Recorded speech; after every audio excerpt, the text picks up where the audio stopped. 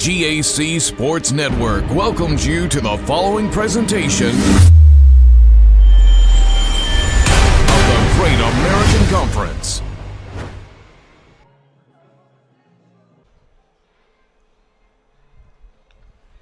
Good morning and welcome to Day 2 of the Great American Conference Baseball Championships. You're seeing a view over the beautiful David Allen Memorial Ballpark here in Enid, Oklahoma. Day 2 finds ourselves looking for 2 elimination games and 2 winners bracket games. We'll start in Pod 1 here, an elimination game featuring Southeastern Oklahoma State and Ouachita Baptist. Welcome in and good morning, everyone. Blake Smith, Luke McConnell with you here.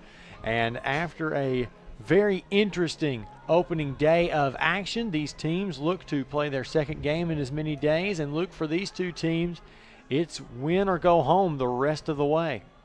Yeah, tough days for both of these teams yesterday. The Tigers, a tough 11-1 loss against the Harding Bisons yesterday. Southeastern, just a really, the easiest way to say it, just a disaster of a day defensively against Arkansas Tech as the Wonder Boys put them away 19-5 in run rule fashion. The Savage Storm committed 5 errors yesterday. Ouachita Baptist played well for the most part, but a 6-run 5th inning given up by starter Chase Oberly, ultimately the undoing for the Tigers yesterday. But be an interesting matchup here this morning between these two squads. Southeastern, powerful offense, one of the best in the conference. Ouachita Baptist, one of the lowest offenses in the conference. But on the flip side, Southeastern, really not a lot of pitching depth in their arsenal. On the flip side, Ouachita Baptist, solid pitching. So offsetting strengths both ways, and we'll see which offsetting strength wins out here this morning. It could be a high-scoring 9-inning affair. It could be a low-scoring 9-inning affair. It could be either team just takes advantage of this offensively, and Southeastern did not seem to struggle with offense for the first couple of innings yesterday, but once they got shut down, it was over in a hurry. Ouachita sends Luke House to the mound. The senior, a 7-5 record, a 4.35 ERA, making start number 14 on the season. The lineup for Southeastern that he will face, we'll start with the catcher Brady Evans. Batting second, the left fielder Wesley Mitchell. Batting third, the center fielder Chase Keaton. Batting fourth, the designated hitter Carter Olson. Batting 10th, the right fielder Nick Miller. Batting sixth, the first baseman Peyton Poole. Batting seventh, the shortstop Austin Thorpe. Batting eighth, the third baseman Gage Dollins. And batting ninth, the second baseman Ryan Kirk. So again, that's Evans, Mitchell, Keaton, Olson, Miller, Poole, Thorpe, Dollins, Kirk for the Savage Storm, who come in with a record of 21-29 after finishing the year 16-17 in GAC play. Ouachita comes into the game with a record of 24-24 overall. They would like to keep that at or above 500 to keep them alive in this one. So Evans will step to the plate. Southeastern rocking the black tops, gray bottoms today. Ouachita in the cream-colored pants and vest with the purple underneath. Very classic baseball look. Lynn Berry behind the plate is ready. And a first pitch, swing and a miss. We're underway at 9:32. A little cooler this morning. 60 degrees game time temperature. Still, I'd say mostly cloudy, but you see the sun starting to poke out there. There's ball 2. Yeah, a little bit of rain overnight, not nearly as much as we could have gotten, as most of it stayed farther south, but a little bit more windy this morning as well. Wind blowing out of the north-northwest at about 15 miles an hour out to right center. It played a factor yesterday. We'll see what the wind does factor-wise this morning. There's a swing and a foul straight back and out of play. Still 1-2 for Evans, who has a .296 average now on the season after yesterday. 11 home runs, 30 RBI. 0 for 3 yesterday with a run scored. in that loss against Arkansas Tech. And the shortest turnaround of any team today, and he's going to turn and send that one way back and gone. First batter of the day, Brady Evans sends one over the left field wall, and Southeastern again strikes early. It's 1-0. Wow, just like yesterday with Wesley Mitchell, the second batter of the game, hitting a 2-run jack. This time it's Brady Evans with a leadoff home run, and that'll get the vibes going well in the Savage Storm dugout. No chance for House to rest here. He has to contend with Wesley Mitchell, the GAC Player of the Year, who went deep twice yesterday in the loss to Arkansas Tech in both of his first 2 plate appearances. House going to have to rebound quickly. First pitch, that one's ripped. It's going to get down in the gap. He'll be fielded at the track. Mitchell a wide turn at first, and he will say, I'll just take the single. Back-to-back hits for the Savage Storm to lead this one off. Great start for the Savage Storm after just getting bludgeoned yesterday by Arkansas Tech. A lot of it their own doing, and so good to see them taking advantage of the things they can control at the plate and getting on the high side early. So here's Chase Keaton. The center fielder takes a ball up and in. Count 1-0.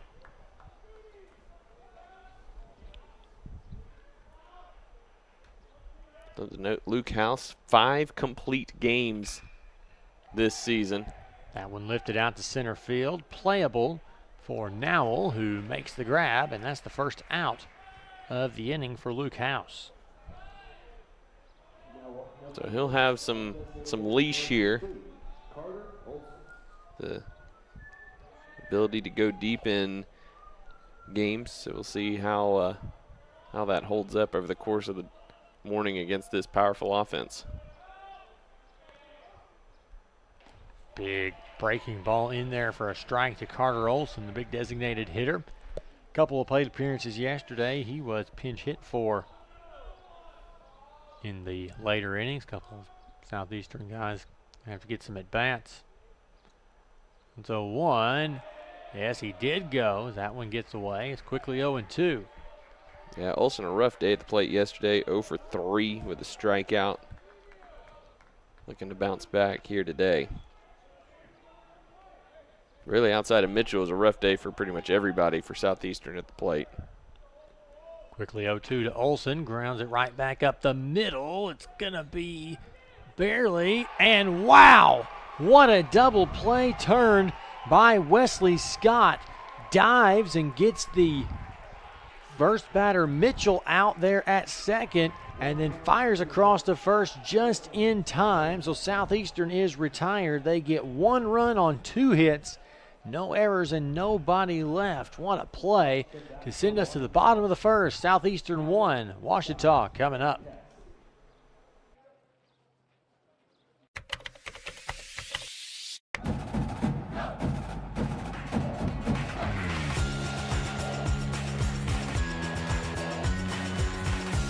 The professors care and they go out of their way to make sure that you are going to succeed.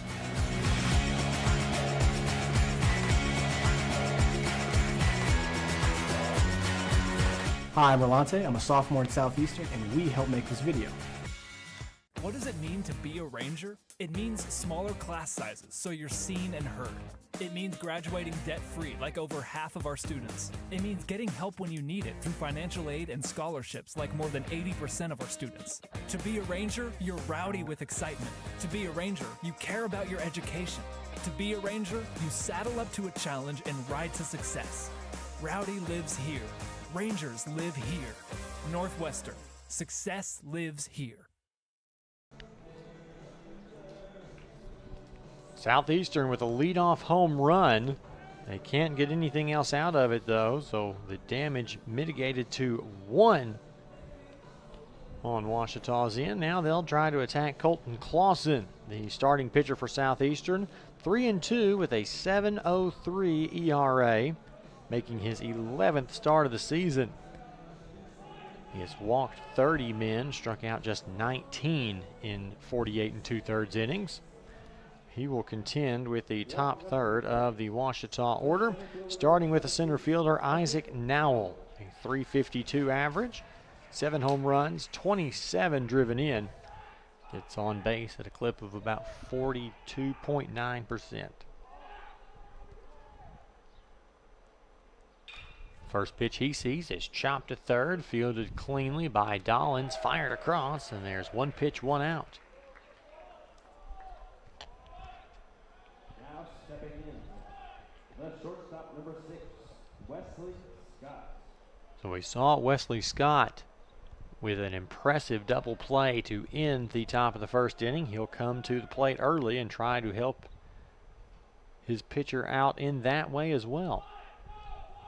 Just a sensational play in the field by Scott, who had to range well to his left, sliding stop on the ground, and then got up and basically dove across the bag as he dragged his foot over it to get Mitchell and then throw out Olsen at first. It was an unbelievable play. Pretty early in the morning to be on your best defensive game as he takes a look at a ball to even the count. 1-1. Yeah, whatever he had for breakfast, I did not have. 1-1, Clausen rocks and deals. That one misses down an away ball 2. Scott, .321 on the season, 8 home runs, tied for the lead. The Tigers in this starting lineup, 35 driven in.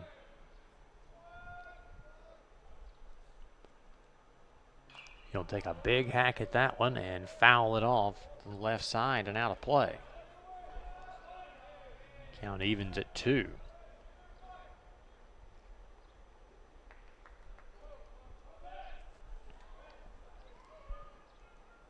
I'll get set. Clausen from the middle of the rubber, and that one's fouled off again. We'll live to fight another day.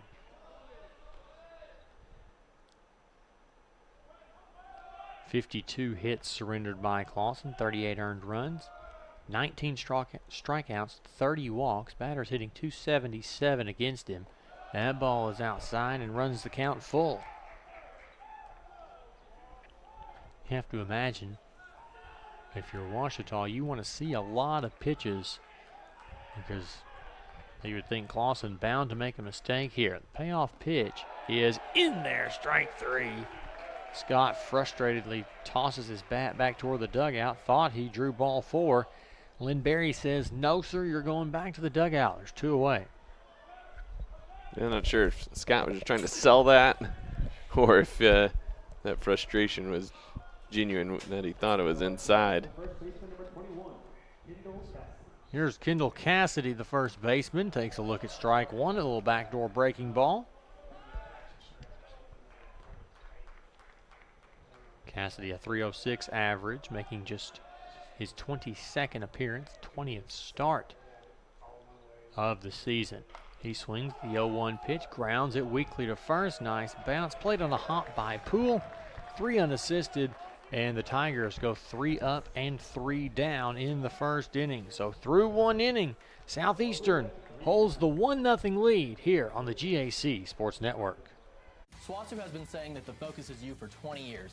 Now that I'm here, I know my voice matters. It's a true home away from home where the professors really do put the focus on me and my dreams. At SWASU, it feels like they are cheering me on with so many ways to get involved, like social clubs, Sports, quality academics, and great people who care about your success. For real, the focus is on you. Open the door to your future at SWASU.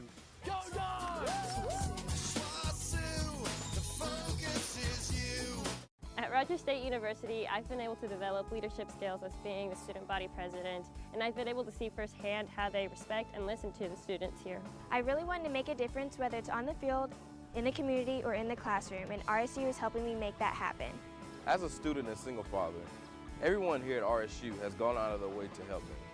Everything from my class schedule to giving me an on-campus job. It all starts here at RSU. Enroll today. Quick work by Colton Clausen, getting all 3 Ouachita batters retired in order. in the first inning. We head to the top of the second. Southeastern tries to build on that 1-0 lead that comes thanks to the Brady Evans leadoff home run. We'll have 5, 6, 7. The Southeastern order 2 up against Luke House, back out for his second inning of work.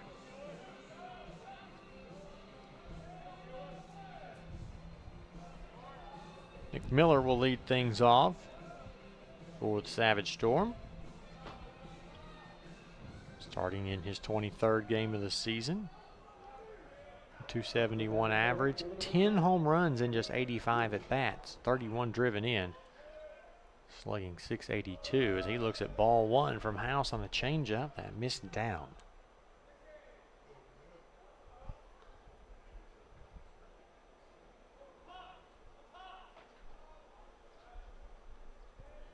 House, the tall right-hander, tries to throw a breaking ball. He gets one in there for called strike one to even the count.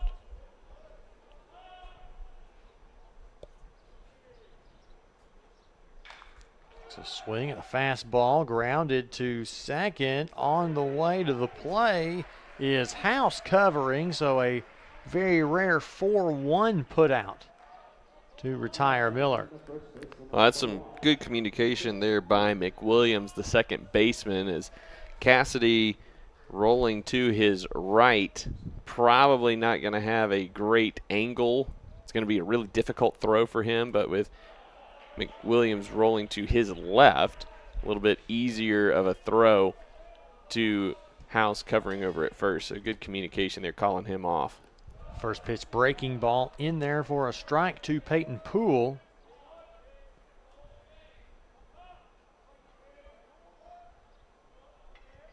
The first baseman, a big bender, misses low. It's now 2-1.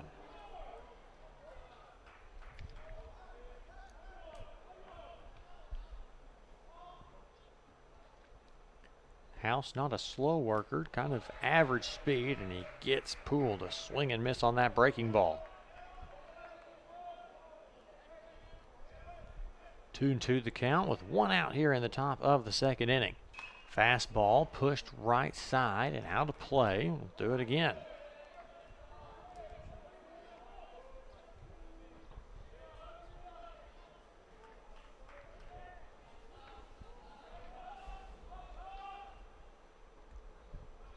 The 2-2 once more. Breaking ball misses up. Count runs full. Some Ouachita fans not happy with that one not being called a strike. Here's the payoff pitch, and it's lined into left field past the diving Scott for a base hit. It's a one-out single for Poole, and Southeastern has their third base runner of the game. Now up to bat, the shortstop, number 4, Austin Thorpe. Nice job by Poole there on that at bat, being patient. Just picking a pitch to drive to that left side. After that breaking ball missed, House had to come back inside a little bit. Here's the shortstop, Austin Thorpe. He's got a 276 average, got 8 home runs, 25 RBI, neither of those anything to scoff at. He swings and fouls that one off himself to get the count back even at 1.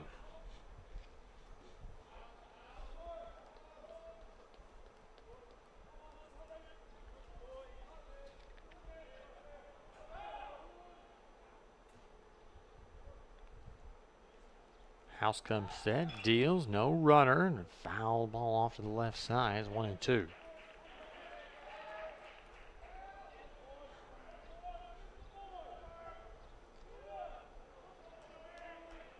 Outfield pretty deep here for Thorpe. Their own version of no doubles here in a relatively short outfield fence. Down both lines. Ball 2 thrown. Now to Thorpe.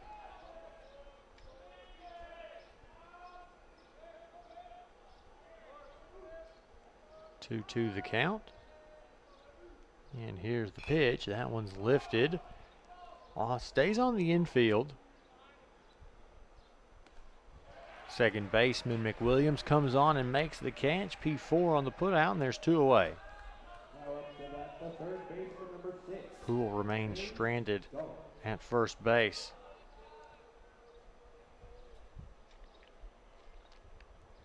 Gage Dollins, the third baseman, will step in. 226 average, 3 home runs, 10 driven in. Spiley takes a look at the low breaking ball in there for strike 1.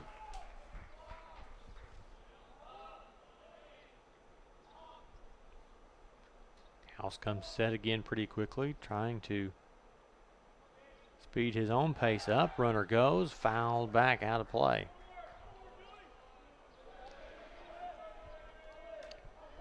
Quickly 0-2 on Dollins. Had Poole in motion there, not a terrible idea. But the foul ruined it. He'll not run this time. Breaking ball swung on and missed. Strike 3. Dollins goes down swinging, and House works around the 1-out single to put up a 0 in this inning. No runs, 1 hit, no errors, 1 left. We head to the bottom half of the inning. Southeastern still leads at 1-0. What does it mean to be a Ranger? It means smaller class sizes so you're seen and heard. It means graduating debt-free like over half of our students. It means getting help when you need it through financial aid and scholarships like more than 80% of our students. To be a Ranger, you're rowdy with excitement. To be a Ranger, you care about your education. To be a Ranger, you saddle up to a challenge and ride to success. Rowdy lives here. Rangers live here. Northwestern. Success lives here. It's your moment.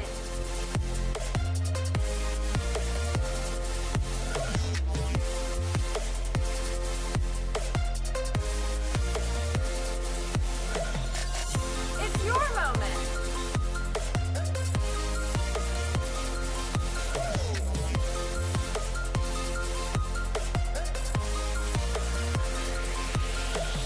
It's your moment.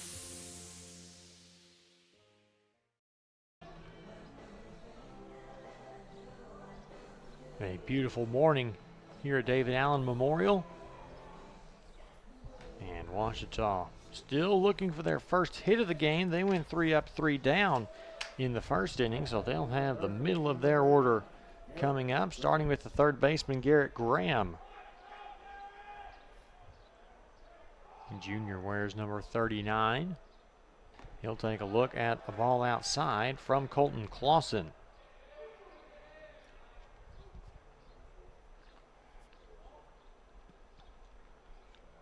Kicks and deals. That one pulled down the left field line. It is a foul ball, just barely. Just a little bit out in front of that breaking ball. A couple of feet to the right, which, I mean, is a split second later making contact. That ball's down and more than likely extra bases. But it's a long strike. And they'll say that one hit him. And now they're gonna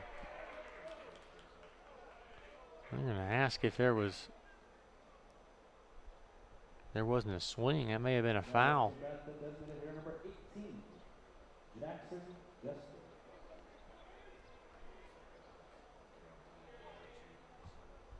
Coach Traylor looking for an explanation. Now he's gonna at least get a conference with the umpires. Coach Traylor in his first season after 7 years as an assistant under Coach Crabtree there at Southeastern. No stranger to this conference is Coach Traylor. He's an Oklahoma Baptist grad, 2011. So he's been around the block with these squads a little bit. Familiar. Oh, and they're going to send him back. They're going to say it's a foul ball.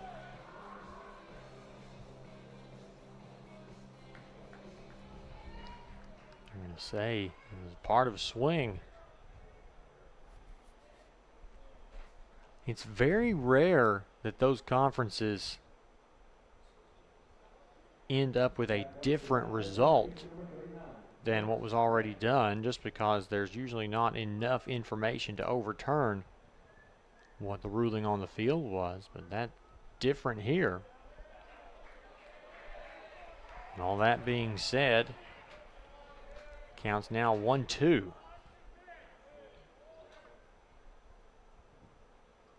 Pitch lifted to shallow right field. Well, maybe regular depth. And it's a put out as Miller makes the catch. I think the wind carried that one out a little bit because, yeah, I didn't think that was that deep off the bat, but what a difference a little conference can make. Instead of runner on first, now you got one out. In steps the designated hitter, Jackson Jester. Left-handed bat, takes a look at ball one just off the outside corner. Ouachita still looking for that elusive first hit. The game, and that should be it as it's lined into center field for a base hit. Jester has the first Tiger base runner of the game. And there's a man aboard with just one away. Now you see that shot of Jester over at first base. Coaching first here this weekend is catcher Octavio Mendival. He got hurt in the 9th game of the season, hasn't been able to return, but Coach Howard utilizing his catcher as a student coach of sorts this season, making good use of his baseball acumen, and has him coaching first. So if you see that the first base coach for Ouachita is a little more excitable than a normal first base coach, that's why. Here's the second baseman, Reese McWilliams, looking at an 0-1 count and takes a look at a called strike 2 on the outer third. And just like that, McWilliams has to get out of the batter's box and maybe reset a little bit.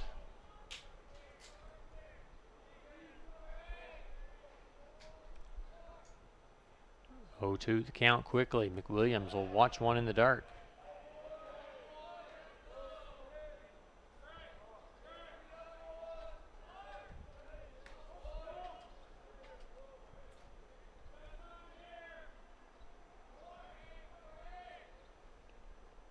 Breaking ball misses the inside corner. Trying to get every little bit of the plate there.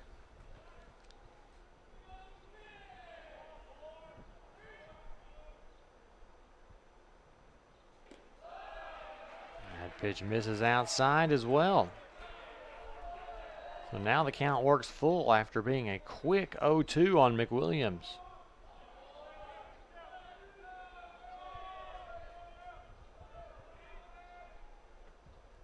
Payoff pitch, just a piece pulled foul. And we'll do it again.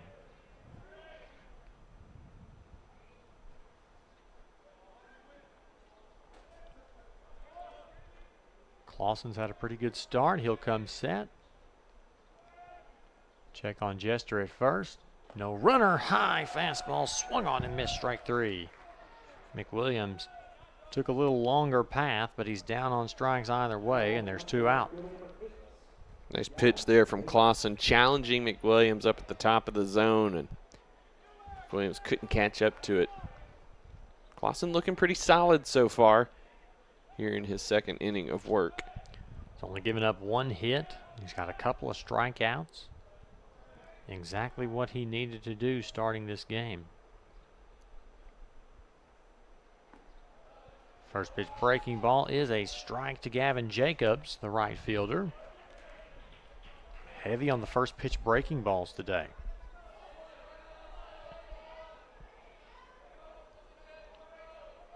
Jacobs gets the start today, did not play yesterday in that loss to Harding. Breaking ball again, this time swung on and missed.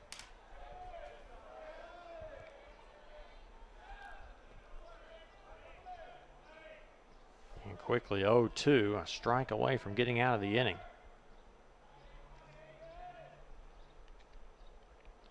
There it is, right down the middle, and Jacobs knew it. Called strike 3.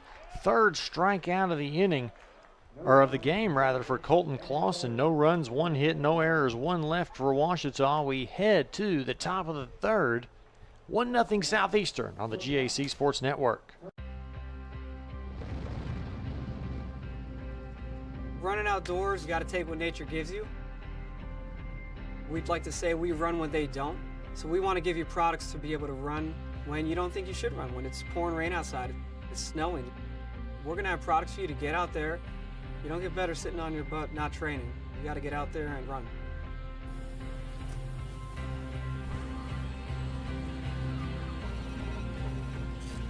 At Under Armour, it's always about premium textiles. They need to perform, they need to be the best. The merging of hybrid textiles with naturals and new seaming and bonding and super sleek, modern, fast, futuristic designs, that's where we are really going to turn it up a notch.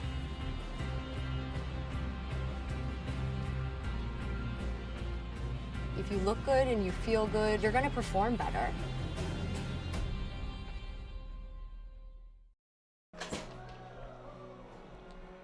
Top of the third, still a 1-0 lead for Southeastern.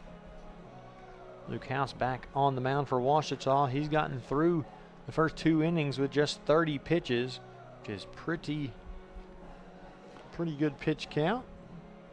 I'll line him up to go hopefully 6, maybe a little more, as long as he keeps Southeastern's offense at bay. He'll have to contend with 9, 1, and 2. Ryan Kirk will lead things off for the Savage Storm, the second baseman, batting in the 9-hole today. .261 average, 5 home runs, driven in 32.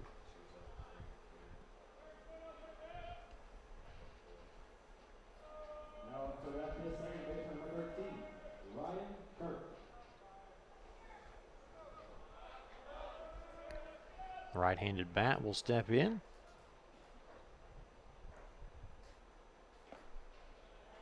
Takes a look at one, just missed. It's ball 1.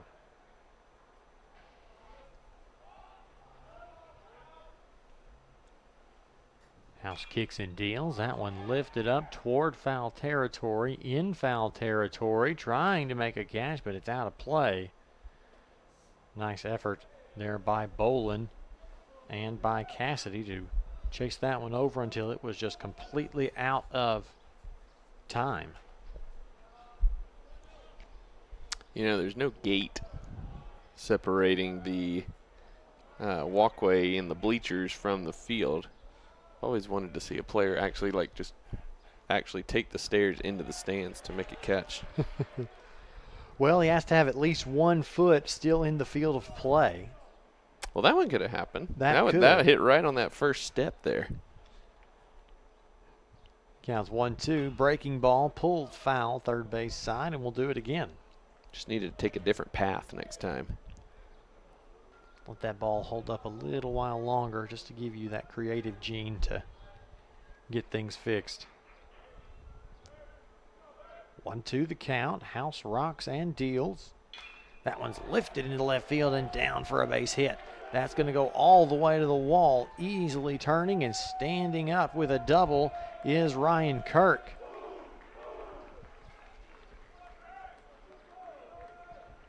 Nice piece of hitting there by the 9-hole batter Kirk, and now this lineup turns around and Southeastern gets a second look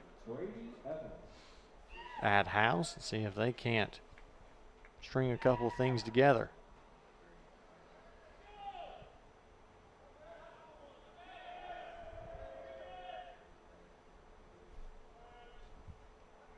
Evans shows bunt, pulls it back and takes a look at strike 1 on the breaker. Evans led off the game with a solo home run, his 12th of the season, out to left field. A well-struck ball. Shows bunt again, pops it, and goes foul. Wind picking up a little bit. Looks like it's blowing out to right center. The flag's flapping pretty good. You got a left-handed batter. They could take advantage of that somewhere. We may see another one land in the netting below the scoreboard like we did yesterday. 0-2 the count to Evans here. He'll have to avoid that bunt plan and try to swing away. Inside fastball, he pulls it foul, got his hands just on the inside. Still a little bit in front.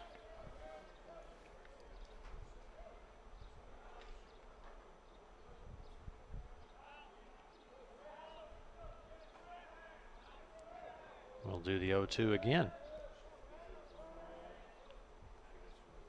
Now sends, checks his runner, delivers. That one pulled down the line as well. And that's a foul ball just by inches. That had to be extraordinarily close. Kenny Aiken right on top of it. Down that line, but that was going to be a second consecutive double seeded by House. Well, one of the unique features here at David Allen Memorial Ballpark, the outfield foul lines in the grass are permanent. And so that's why you can't see those on your broadcast, because grass has grown up around it.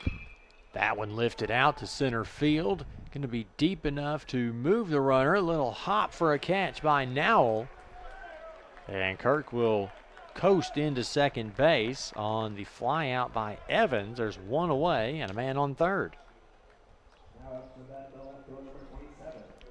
Nowell had to leap at the very end of that one. Good job by Nowell, not being intimidated there by the brick wall. And the wall is brick, true brick out here. That's not a brick padding or brick facade or anything like that. I mean, that is straight brick. So if you run into that, it's not going to feel good. But now not intimidated by that, didn't shy away from it at all, made a nice catch. A meeting of the minds on the mound as Coach Luke Howard comes out and visits with his infield. But going back to the foul line, there are times where you see permanent foul lines on the infield dirt. You don't really see that in the outfield grass. And so we're kind of blind to it, except just kind of seeing the ruts where the grass is obviously cut back for it, but can't actually see the white on either foul line. Well, here's Wesley Mitchell. He wants to deposit one outside the field of play. As he takes a look, check swing, didn't go. He'll have a 1-ball count. I'm going to bet that he's not going to get a bunt call here. I think you're right. He'll take a look at a fastball low for ball 2. A couple of bases open. Was a little surprised that Evans got one after homering in his first at bat. Just missed that one going a long way. There's a little excuse me swing for Mitchell. And it's 2-1. House doing a nice job staying down and away here to a really dangerous hitter. Can change up those pitches. Got him again. They'll check. He did not go that time. It's 3-1. Little chirping going on. Hey, Mitchell's been really close on all 4 of these. Runner on third, 1 out. A 3-1 count to the GAC Player of the Year. He swung at that one and missed. Now the count 3-2. It's like a check swing test here. All 5 pitches have been in the exact same spot. Trying to work a balk. That one grounded to second. It's a 4-3 put out, but it's an RBI ground out for Mitchell as Kirk comes across for the second Southeastern run of the game. An RBI ground out for Wesley Mitchell, and it's now 2-0.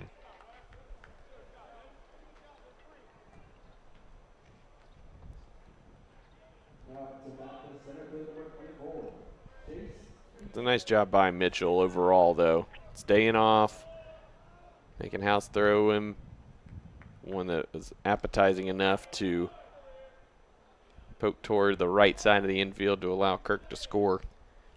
Ball 1 thrown to Chase Keaton. who flew out to Nowell in center field. He'll take a look at a fastball in the inner third for a called strike. Even the count 1-1.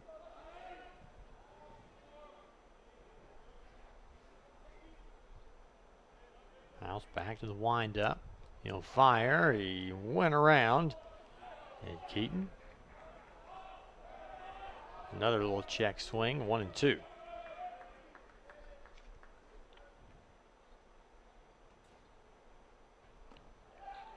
Looks at that one, just missed low. It's count even 2-2. With 2 outs, 2's wild here in this top of the third.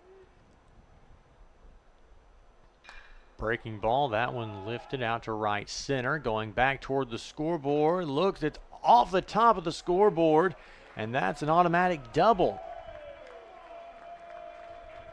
Well, we talked about it. Luke, we saw one yesterday. We see one today. An absolute shot out to the gap in right center. We see the one from yesterday there on the right of your picture, and the one there from Keaton on the left. See how many we can get in the basket by the end of the weekend.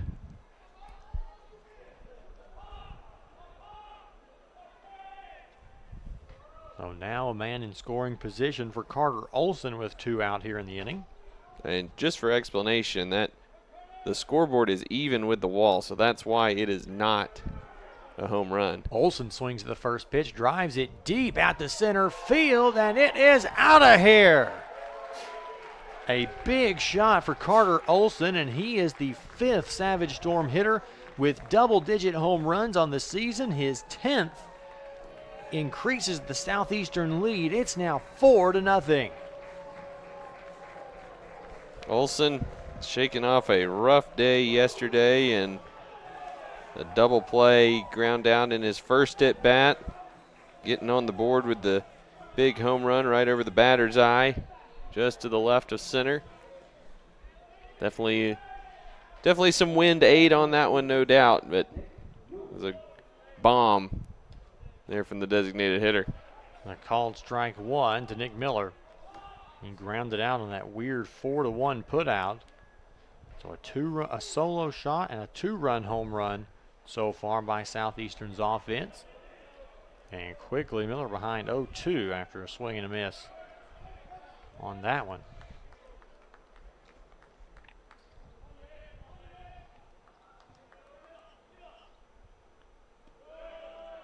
Takes a look at that one, misses low, ball 1. There's the traditional waist pitch. An 0-2 count. How aggressive does House want to be here? Breaking ball in there, or called strike 3. But not before the Savage Storm strike for 3 runs in the top half of the third inning. That lead grows thanks to the home run by Carter Olson. It's now 4-0 Southeastern on top. One of my favorite things about SNU was the relationships I was able to have with people, with professors, with friends. One thing that was purposely different about SNU was the integration of faith into the academics. I feel like I learned so much from that helped prepare me for life after college, to be a husband and someday to be a father. It was a really, really transformational time in my life. My degree could have come from anywhere, but my relationships with people, I know I would not have gotten anywhere else. Go to snu.edu to apply or to schedule a visit. Everyone tells you to think about the future, but strength, knowledge, and wisdom are what you build along the way. There's power in the process. We value this moment because at ATU, you write your own script to what comes next. So here's your cue. Right here, right where you are. Focus on the now, because our focus is on your success. It's a good morning to come out and push a rig around the concourse here at David Allen Memorial Ballpark. If you're a Southeastern fan, you want to keep pushing whatever vehicle it is that keeps your offense going. It's a pretty good look so far as the Savage Storm are up 4-0.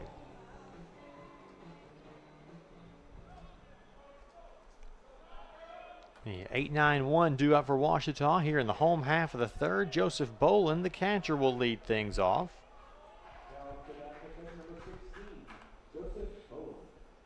a 189 average, 1 home run, 14 driven in. Below the Mendoza line, and he takes a look at ball 1 just outside. The lone hitter for either team in this lineup today to be hitting below 200. He'll swing and foul that one back. Lost his bat. Not to the extent that we saw the 2 lost bats yesterday.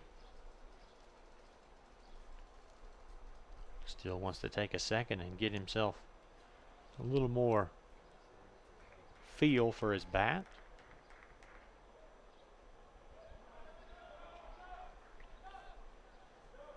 And foul ball evens the count at 1-1.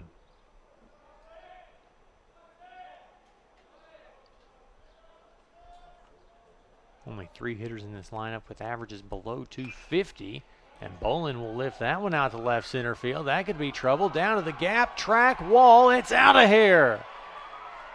A leadoff home run for Joseph Bolin, his 2nd of the year. And Ouachita finally gets on the board in the middle of the 3rd. It is now 4-1. Man, that's a big lift there for Ouachita Baptist to get that home run and get your first run out of your 8-hole hitter who, overall hasn't hit the ball very well all year long. So for that to occur here to get you going with some momentum, that's a big boost. Bunt showed by Austin Gathright. He changes his mind. Goes back, takes a look at ball 1.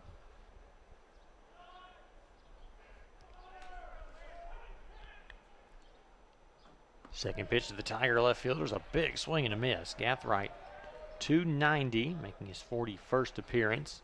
No home runs. He's driven in 8, though. 2 for 3 yesterday. Tries to bunt, but just pushes that one straight into foul territory. The only Tiger with multiple hits yesterday in that loss to the Bisons.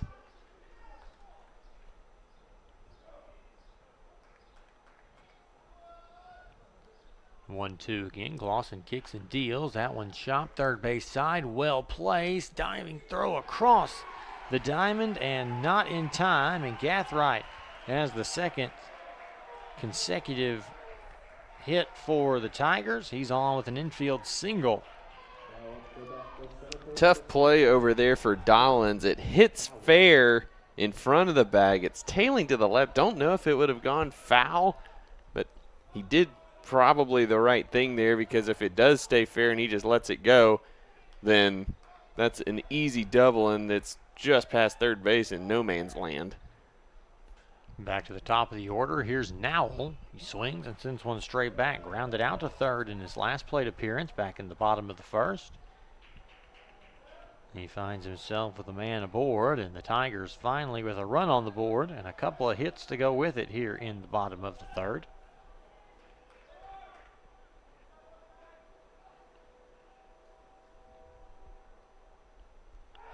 Check on the runner at first. Gathright back in plenty of time. Bottom of the lineup producing here for Ouachita Baptist. That was a theme yesterday, Blake, especially in that Henderson-Monticello game. Bottom of the lineup doing most of the damage for a lot of the game until the late innings. Saw that happen with Southern Arkansas as well. Rosemont in the latter half of the Mule Rider lineup getting the go-ahead double in the 8th. 1-1 the count to Nowell. See if in any of those games we'll have different heroes today. Breaking ball misses low. It's 2-1.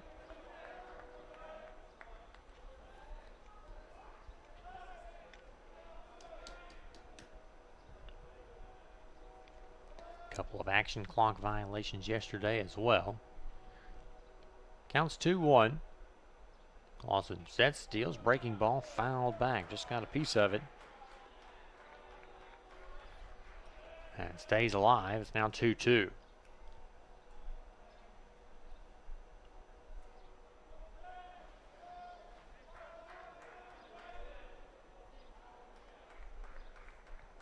Clausen will come set on the far third base side of the rubber.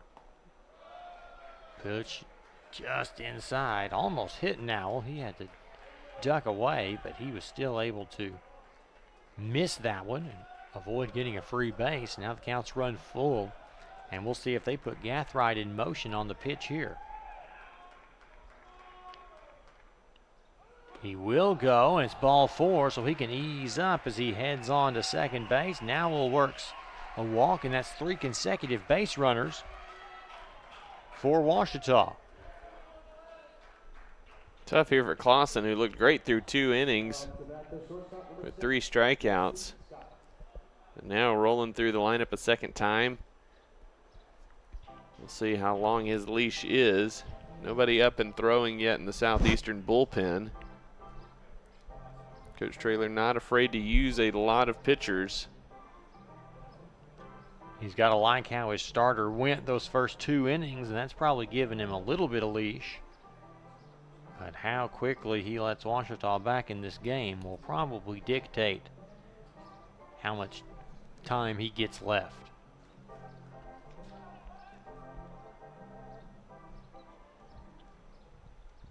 Now Wesley Scott will step in 0 for 1 with a strikeout looking.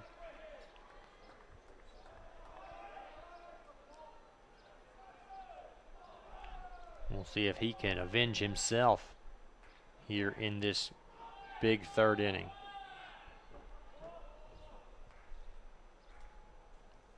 See how Clausen reacts after the mound visit. Breaking ball misses the outside corner, ball 1.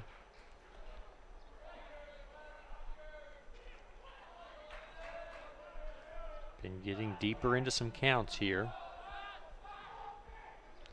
That was a 40th pitch thrown by Clausen, so he's still in really good shape in his pitch count. 1-0 was swung on and missed. That high fastball, so tempting, hard not to swing at it. Count goes back even, 1-1.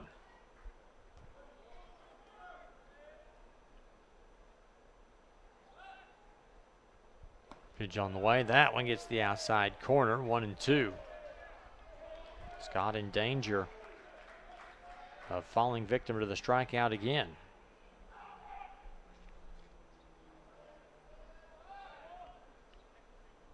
Clausen could use another strikeout here. Checks on that runner. Over the middle, that one's going to get down in the gap. That one's going to be good for extra bases. That one might score 2 runs as well. 1 run is in easily, and they will hold Nowell at third base, but it's an RBI double for Wesley Scott. And Ouachita gets another one back. Now 4-2 your score. Still no outs in the inning, too.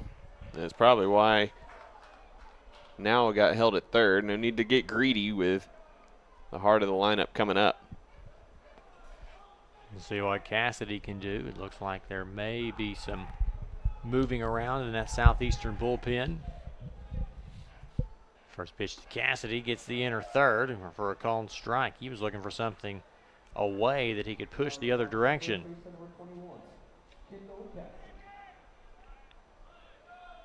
He's down 0-1 in the count here. Pitch, that one popped up, flown out to pretty shallow left field. A little trouble getting under it. Catch made. Nowell goes. Throws up the line. And it's a 3rd run in the inning for Ouachita on Cassidy's sac fly. F7 and an RBI. And that's the first out of the inning.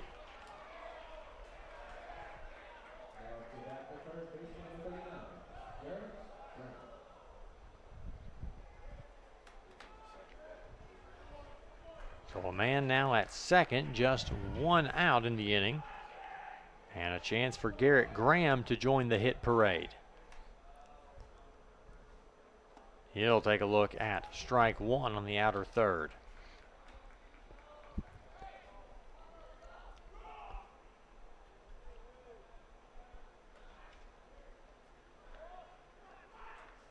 Clausen finally got him an out, trying to get himself back in to this game.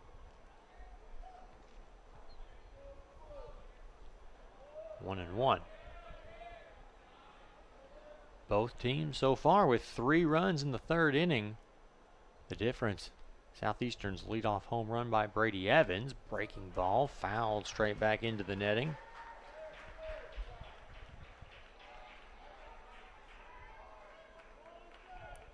This is big from Washita to respond to that 3 spot, because you start to think a little bit. I don't know, here we go again, especially against a really good offense like Southeastern. 1-2 pitch goes way outside. Evens the count up 2-2. And this is a Washita offense, 31 home runs in the regular season. They're hitting 83 a season ago. Night and day difference on a production standpoint. That one flared into center field for a base hit. Scott will have to hold at third. He held up a little too long on the run. Another hit in the inning for Washita, their 4th base hit, and now there's runners on the corners with 1 away.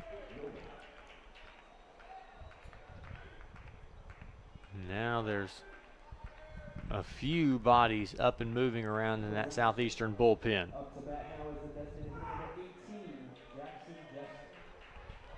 So here's Jester, who got the first hit of the day for the Tigers back in the 3rd. He's now the 7th Tiger to come to the plate here in inning number 3. Fastball misses outside. It was tailing away from the left-handed hitting Jester. Wesley Scott over there at 3rd, leads the conference in steals and steal attempts this season. Definitely going to be a factor over there. Big overhand breaking ball in there for strike 1. 3rd inning too early to try to steal home? Yeah, I'm not going to give him one that easy, but there's nothing wrong with trying to get a balk out of the pitcher. Fake like you're going, see if they stop or change direction, anything like that to get you a free base. But if he's throwing balls like that pretty consistently, no need to add to the damage. The 2-1 swung on, fouled straight back. It's 2-2.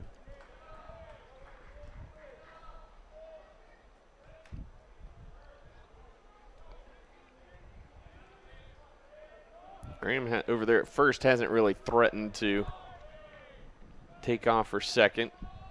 Try to induce the throwdown and take advantage of Scott's speed at 3rd. That one chopped to second. Taylor made double play ball. Out at second and out at first. 4-6-3 to end the inning mercilessly for Southeastern at not a moment too soon. The Tigers get 3 runs back here in the bottom of the 3rd, thanks in part to a home run from Boland to lead things off. We head to the 4th. Southeastern leads at 4-3 on the GAC Sports Network. One of the fastest growing universities in the state and the region, Southeastern Oklahoma State University has classes for bachelor's, master's, and certificate programs. Over 45 degree programs are available with in-person, online, and hybrid options. With a legacy of excellence dating back to 1909, our dedicated faculty and staff are here to make your legacy a great one. Your future starts here at Texoma's University. At East Central University, we educate and empower students to transform the world. We provide an exceptional hands-on learning experience with professors who really go that extra mile. East Central University encourages students to become who they are meant to be while making lasting memories. East Central University, welcome home.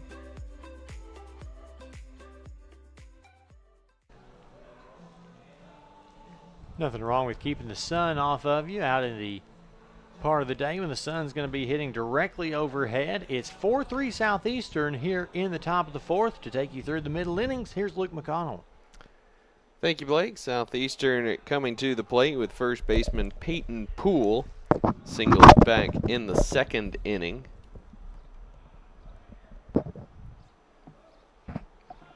his first hit of the tournament. Luke House continues to work on the mound, just misses inside for ball 1. That one chopped foul on the left side.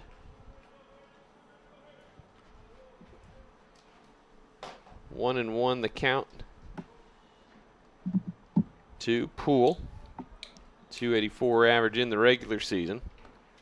That one again inside. 2-1. Washita faithful wanting that inner half of the plate to play a bit more of a factor here. When you throw it right down the middle like that, you don't have to worry about it. 2-2 the count now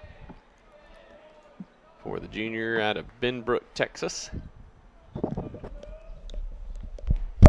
Check swing. Did not get the call. Umpire said that was inside. That did not look inside from our vantage point here, so the count runs full. And a swinging strikeout there by Poole. Luke Howard barking at the home plate umpire from the Washita dugout, and from our vantage point, maybe a bit justified. So here's Austin Thorpe, popped out to second. His first at bat. Pitch in there for strike 1, the outer half of the plate.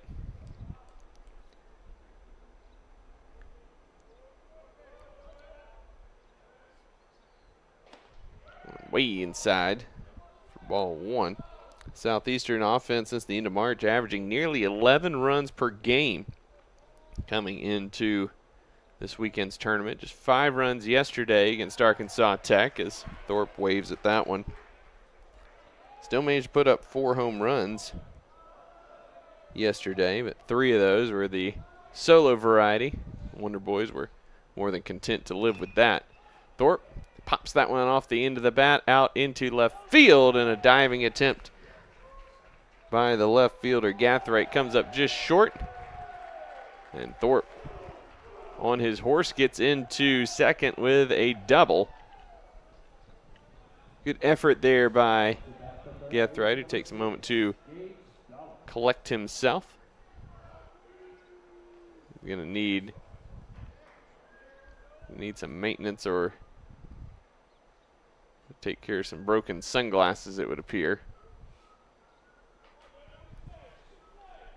Great effort. You just hate to see a guy come up short, but that leads to extra bases.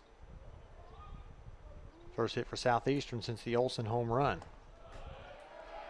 First pitch breaking ball, and for strike 1 to the third baseman Gage Dollins. Dollins pinch hit and got a hit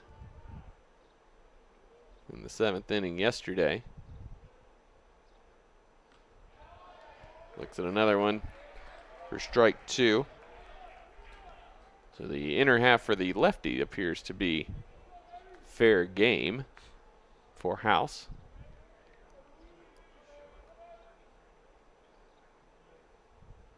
The 0-2, and Dollins drives that. A tumbling catch made in right center field by the right fielder Gavin Jacobs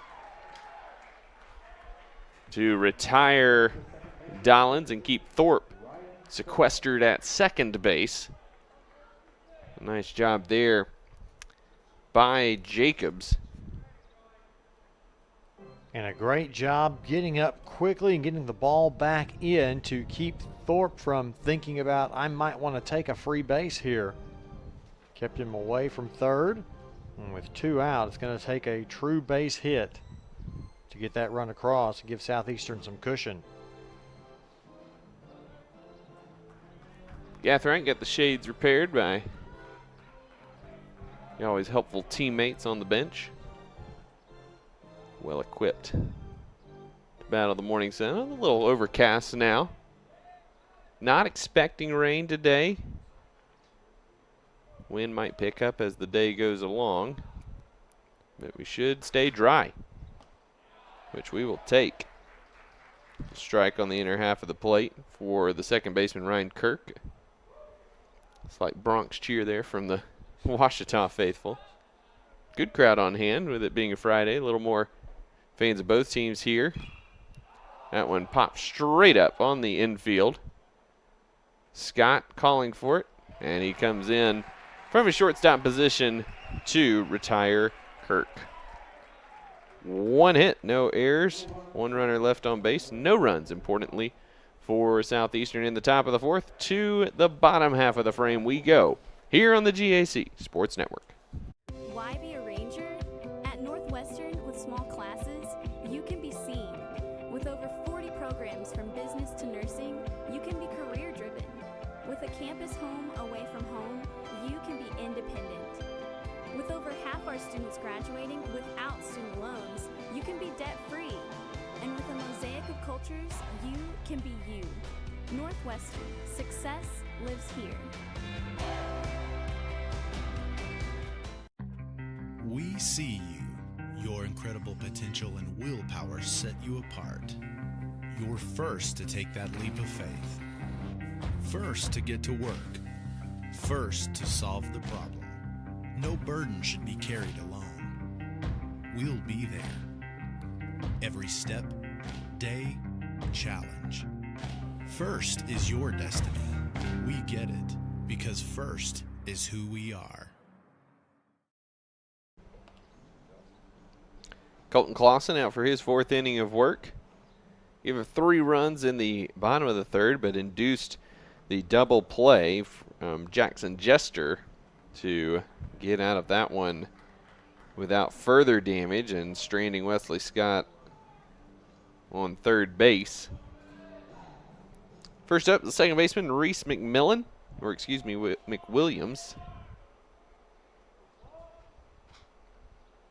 Struck out in the second. Pitch number 1 high for ball 1. Arkansas Monticello in the house now. They will play at 1 o'clock. It's Northwestern Oklahoma State in the elimination game of Pod 2. That one chopped foul, 1-1 the count. Blake, that one should be a really good game. Both of those teams lost heartbreakers yesterday, with Southern Arkansas going ahead on a 2-run double in the bottom of the 8th, and Monticello falling behind Henderson State in the top of the 9th on a sacrifice fly. So emotionally, I think it'll be key to see which team flushes that one more easily. Northwestern's had more time. Monticello has to bounce back after the 8 o'clock game last night. Probably didn't get back to the hotel till around midnight. And they had to be up early and get themselves ready for a 1 o'clock start today. 2-2, just a bit low. Runs the count full. It looked like a really good pitch from here. That one is a good pitch on the outer half of the plate, and that rings up McWilliams for the second time today. Strikeout number 4 of the morning for Clausen.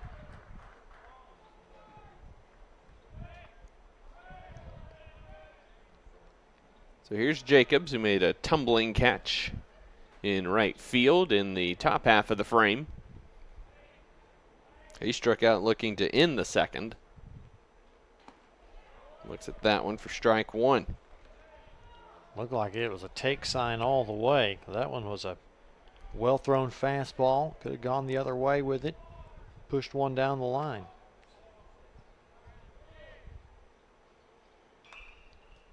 That one a laser over the heads of the Southeastern coaching staff there on the railing and goes into the netting behind the dugout. Jacobs quickly behind, 0-2. 1 out here in the bottom of the 4th inning. 4-3 Southeastern. That one does not break down, stays upstairs, 1-2.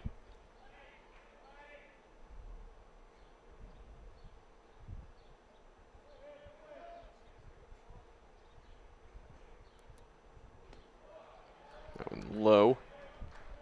2-2 is our count now for Jacobs.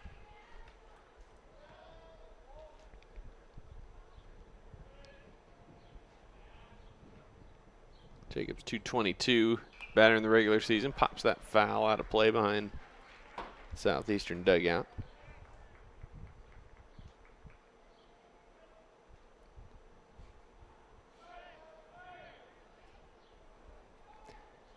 Warm-ups have ceased over in the Southeastern bullpen as Jacobs smashes that one into the right center field gap. That'll get all the way to the wall. Jacobs on his horse will stop at second with a double. That may get the Southeastern bullpen back up and going a little bit. A well-struck ball right to the gap. That one was going to roll for a long time.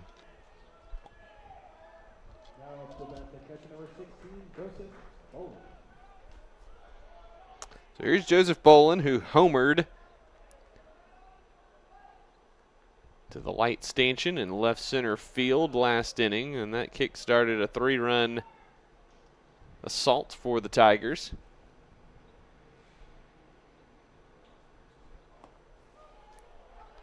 Breaking ball in for strike one. Start this at bat. As you mentioned, warm-ups have recommenced in the bullpen for Southeastern, so Clausen probably not long for this one. Having a little too far in on the Ouachita catcher. 1-1 the count.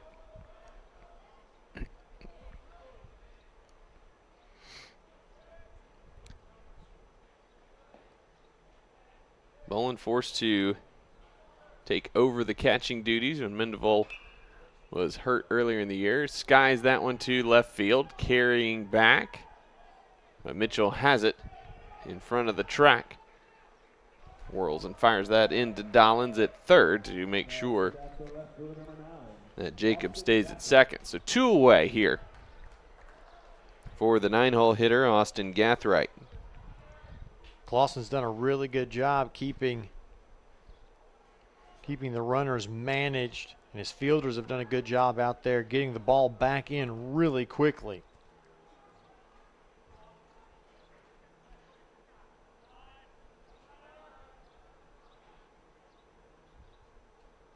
Here's the pitch.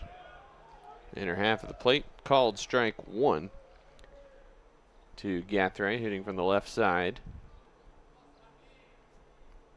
No errors so far for Southeastern after 5 yesterday, although pretty pedestrian plays so far.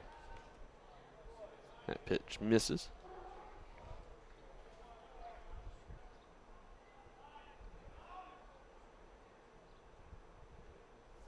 One and one to Gathright, who singled his last time up. And so came around to score.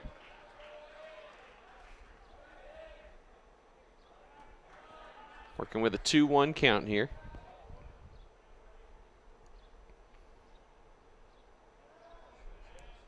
Leadoff man Isaac Nowell on deck.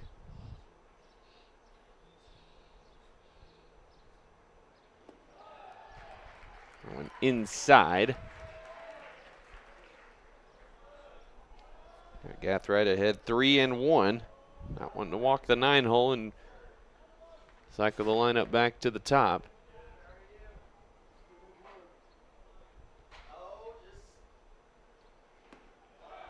And he does just that. Missed it low. So Gathright earns the 2-out walk. First and second here for Isaac Nowell. Gotten on base both times today. Last time he got on an inning ago, he ended up coming around to score.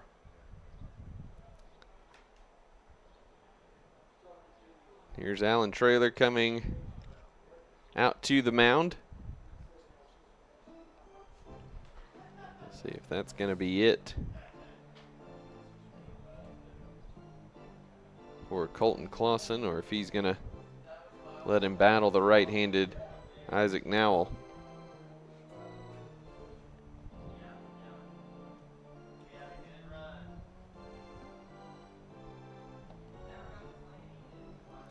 Coach Traylor in his first season as the head coach at Southeastern.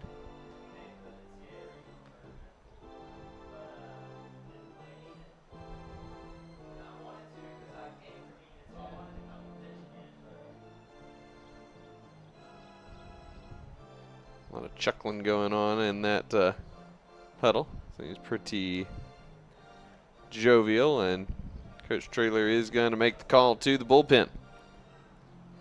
Just going to give him time to throw one or two more warm-up pitches. Nothing wrong with that. So a break in the action here in Enid. We'll take a short break and come back and meet the new Savage Storm pitcher after this timeout here on the GAC Sports Network.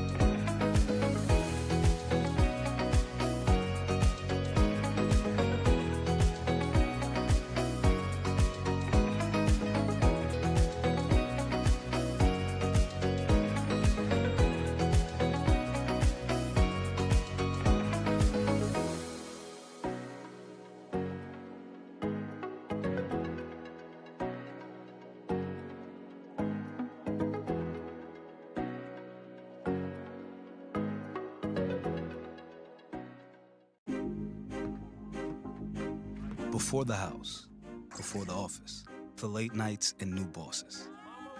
Before the last hugs, the wins and the losses. Before building the team, before building yourself, the rise and grinds, all day, every days. Before the letter, before the dream, there was a kid who loved to play. If you have the talent and dedication to succeed in school and in sports, we'll provide the opportunity. New pitcher for Southeastern Oklahoma State is number 38, Cody Pfeffer. Cody Pfeffer, 5'10", 165, out of Belleville, Texas. Transferred in from Blinn Junior College. Final line on Colton Clausen today. 3 2/3, 6 hits, 3 earned runs, 2 walks, 4 strikeouts for Clausen. All together, a solid outing for Clausen. Traylor probably pretty pleased with what he got out of his starter.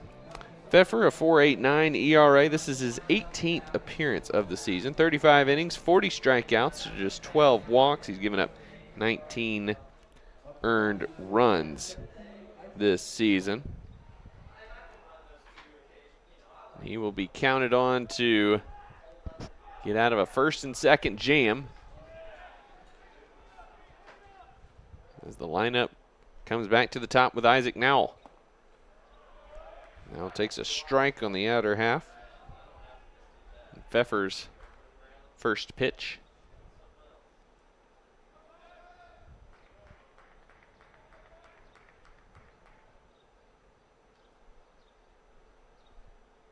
Check on the runner, comes home and fouls that off the mask of Evans. Now quickly down 0-2. Now dealt with injuries last year. He's the only senior starter on this in this Ouachita lineup. So a bit of a sort of a transition year, if you will, from the production loss from a year ago. Now slaps that foul and out of play.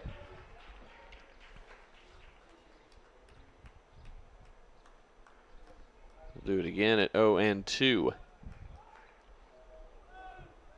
Jacobs, the man on second. Gathright is the man on first for Ouachita, who trails by 1. Pfeffer comes home with it. Now again, pokes it out of play.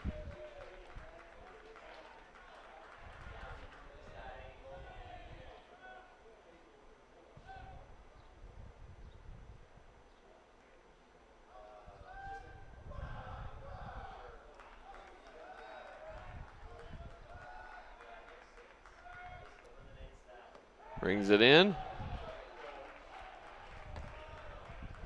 Just outside the zone. That might have been a little bit up. 1-2 the count now. Well, Pfeffer walked off the mound like it was going to be a called strike 3. Just couldn't get it to go.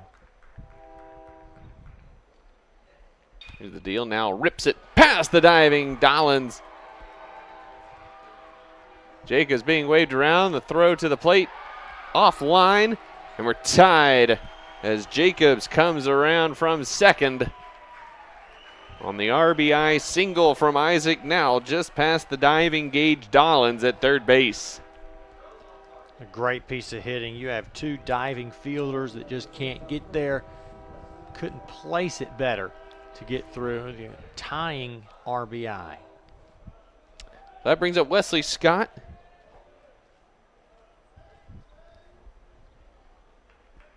Who doubled last inning and then was stranded at third base thanks to the double play.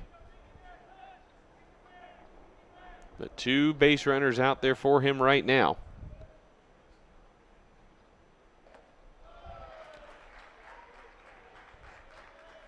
Two and 0. Hitters count here for Scott. Tigers would love nothing more than for him to add to his team high 46 RBI this season in the regular season. We plant one on the train going by on the tracks out in left field. Swings through that one, trying to do just that. 2-1 the count.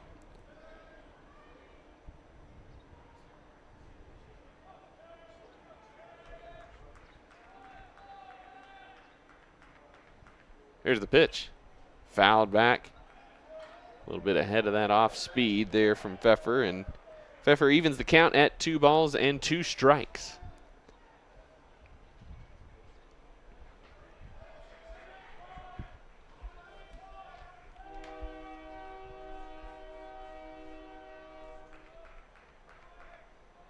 Pfeffer checks, comes home, and Scott pops it up. Center field should be playable for Keaton, and he puts it away, no problem. But the Tigers get a run here in the bottom of the 4th, and we are now tied at 4 apiece. To the 5th we go in Enid. This is the GAC Sports Network. Everyone tells you to think about the future, but we know there's growth in the journey. At ATU, we value this moment because here, nature becomes your classroom. So breathe it in. You've got this. Right here, right where you are. Focus on the now, because our focus is on your success. Everyone tells you to think about the future, but there's power in the process. We value this moment because at ATU, every moment brings you one step closer to what comes next. You've got this. Right here, right where you are. Focus on the now, because our focus is on your success.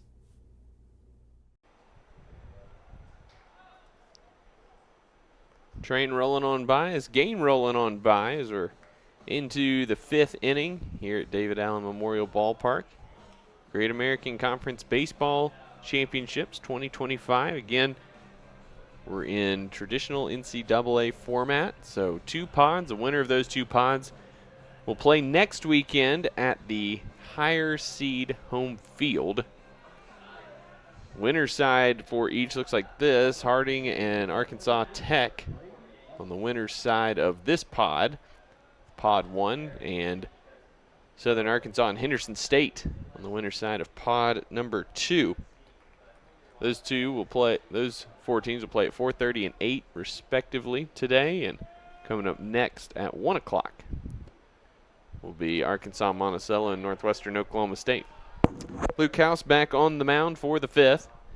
Top of the lineup here for Southeastern, Brady Evans, who led off the game with a solo shot to left. Quickly ahead 2-0.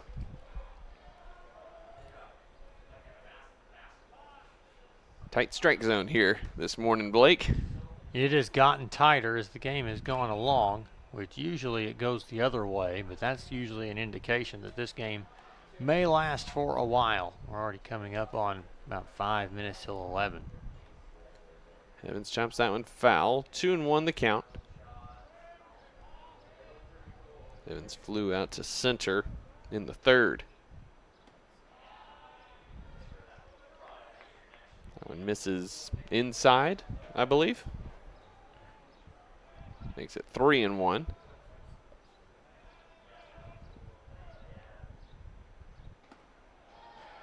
Pitch curves in there for strike number 2.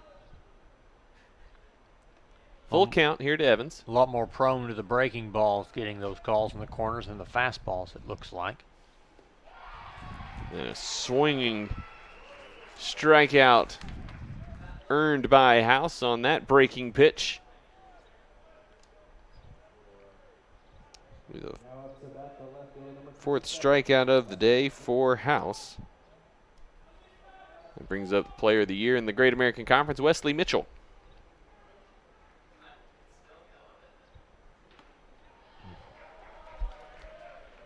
Looks at strike 1. Got a single and an RBI ground out, but compared to yesterday, it has to be somewhat disappointing. He's just waiting for that one pitch he can take care of. Went reaching for that one on the outer half of the plate. Fouls it off. 0-2.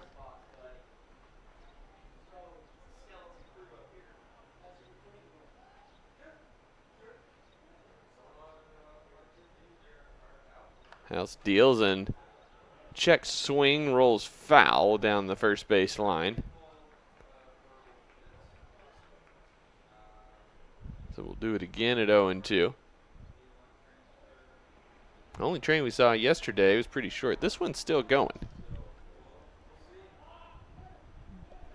Going the And as soon as I say that, there comes the end.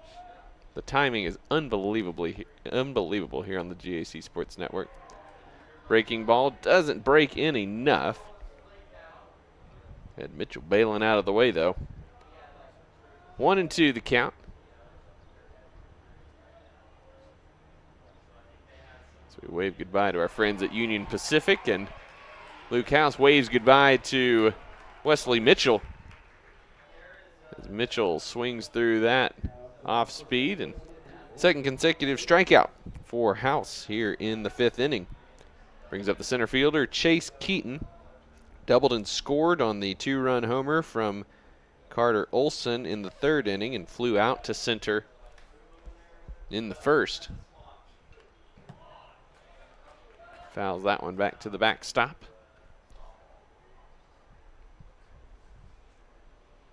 House now at 82 pitches here in the 5th inning, so good pace so far. And he's thrown 5 complete games this year. That breaking ball in there for strike 2. Well, if they hold on to the lead, if they can ever gain the lead, rather, they're going to let him go as long as he can possibly go. Try to keep that bullpen fresh even more for another elimination game, which they will have to play tomorrow because they don't have the luxury of being able to lose.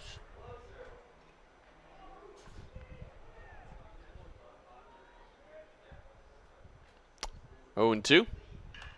That one ripped to third. Oh, nice diving stop there by the third baseman across the diamond, and unable to pick it out is Cassidy. There was a little low from Garrett Graham.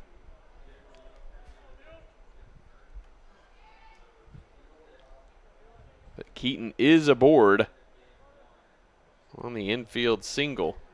Great effort there by Graham, but Cassidy not quite able to pick that out of the artificial surface. So a man aboard here for Carter Olson, who homered over the batter's eye in center field his last time up. And he rips that one through the 5-6 hole into left field. Second consecutive hit for Olson after starting the tournament 0 for 4. Trying to get a little two-out rally going. I wish you had a little more options. If you're Southeastern, you've got to answer back here, you would think. Get a run back, take that lead again. There's the right fielder, Nick Muller. And he pops it up on the first pitch. Scott has a beat on it. Over behind the second base position. Nearly fell head over tea kettle there as he hauls it in for out number 3 to erase the Southeastern rally. 2 hits for Southeastern in the frame, no runs, 2 men left aboard. We go to the bottom of the 5th, tied at 4 on the GAC Sports Network. So how do you make it? How do you overcome the odds? There's Natasha's way. Be shy, focus on yourself, until they focus on you. Or Juana's way. Why be one champ when I want to be 2? Be like Yusra. Let nothing Syrian refugee pulls boat to safety. destroy your dreams. Screw fate. Or maybe you beat doubt one step at a time, like Johnny. What about Zoe? Never satisfied. Not with trophies or stunts. Then there's Dennis. Work with what you got to get what you don't.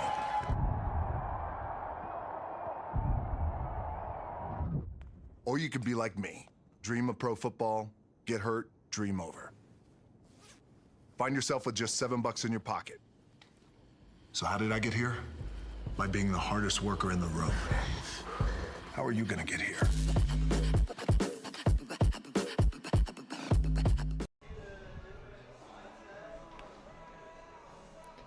Another great day at the ball yard here in Enid. Blessed with spectacular weather yesterday. A bit more overcast here this morning, but temperatures in the mid-60s and, most importantly, no rain in the forecast. Kendall Cassidy, the first baseman, steps into the box for Ouachita against Cody Pfeffer, beginning his second inning of work. Finished off the Tigers in the bottom of the 4th. Issues ball number 1 to Cassidy.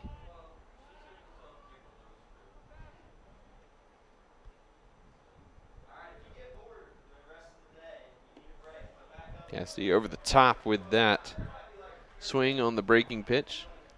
This is 20th start of the season. During the regular season, highest on base percentage on the team, just a tick under 490. Swings through that offering from Pfeffer and falls behind 1-2.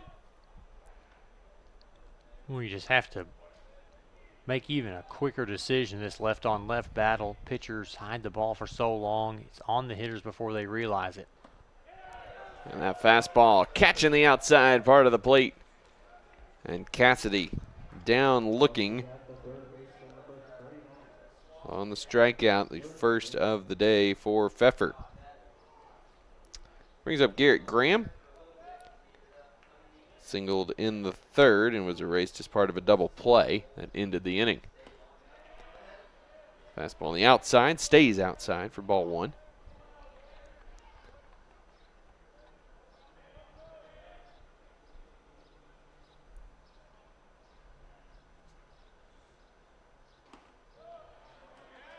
Swings through that off speed on the outside part of the plate to even the count at 1-1.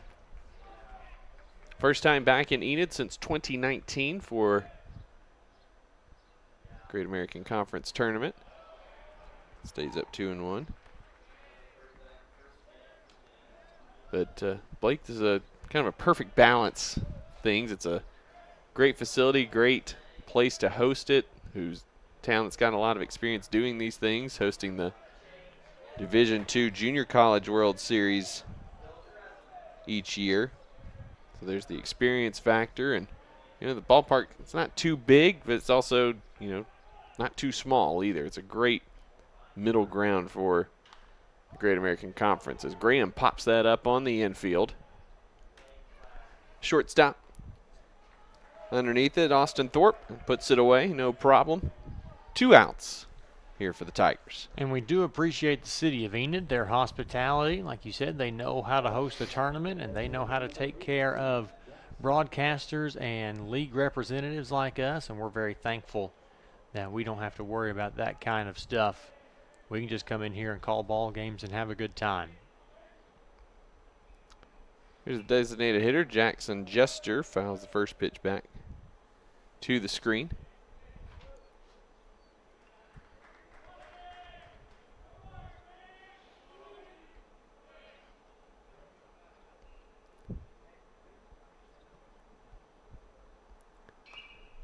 Waited on that off speed, but didn't get around quite fast enough on it. Fouls it over the Washita dugout. Quickly behind 0-2.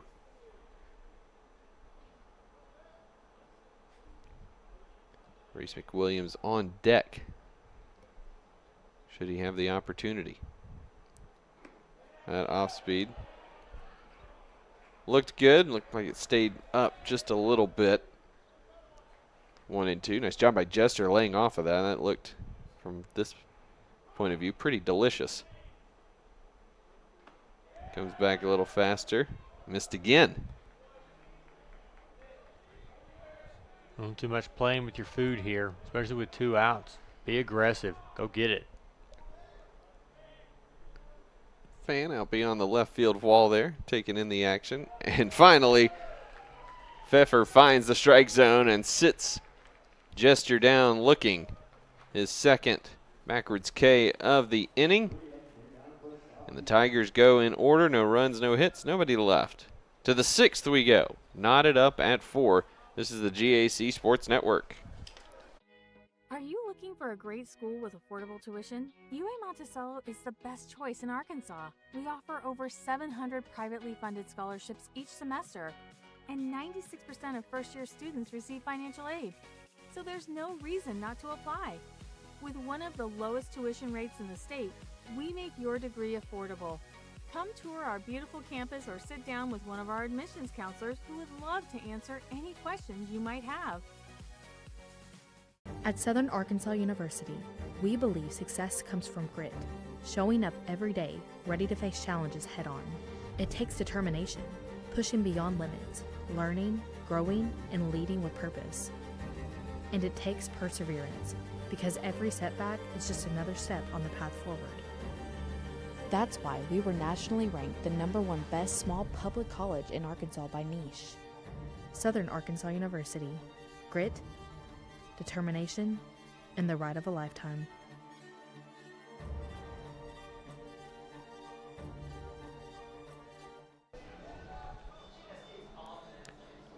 Downtown Enid.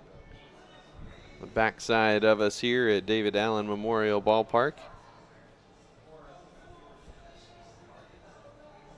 Enid, right on the northeast side of Vance Air Force Base here in Oklahoma, northwestern side of the state. Luke House back on the mound. 87 pitches through 5 innings, 5 strikeouts, no walks issued so far for House.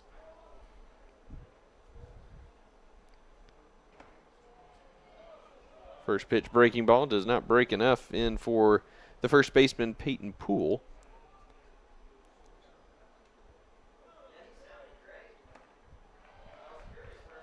House comes back with a fastball and Poole right through it.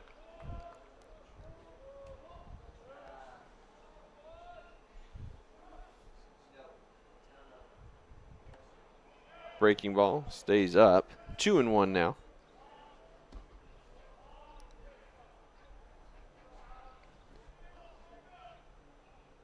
Tigers pitching does not really issue a lot of freebies.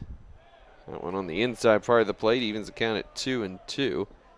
Second in the conference in walks issued this year. Through 2 games as Poole sends that out of play down the right field line. Through game and a half so far, just 1 walk issued by Tigers pitching.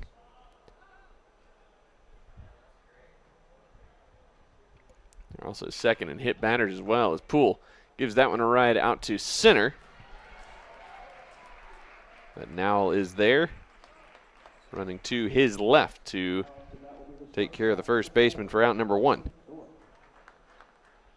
Blake, if you can keep guys off the base paths when it's in your control, always going to give you a better chance to win some ball games. Yeah, just especially in this game, you've got to be able to keep them from stringing hits together, keep the ball in the yard, trust your defense behind you. That's what Southeastern couldn't do yesterday with all the errors, but they've played a pretty clean game here this morning. Called strike on the inside part of the plate there.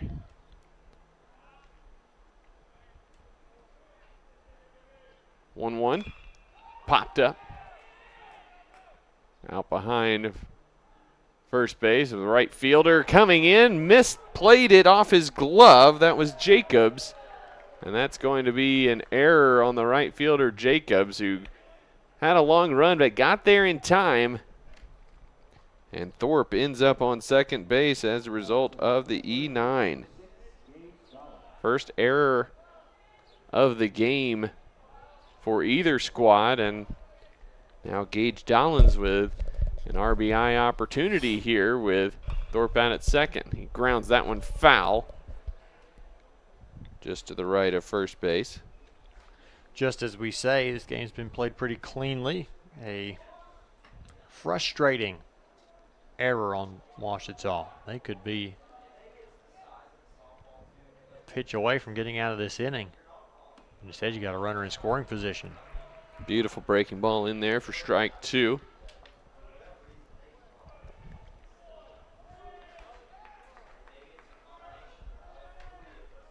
Just for the record, House's season high in pitches 107. And lost to Arkansas Tech back at the end of March. That's going to drop in front of Nowell for a single. Now up throwing it into the infield. So now Southeastern with first and third with 1 out for the 9-hole hitter Ryan Kirk.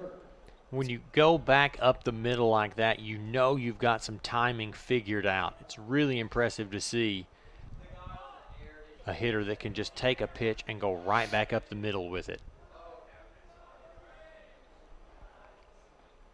Kirk doubled and scored in the third. Popped out to short to in the fourth.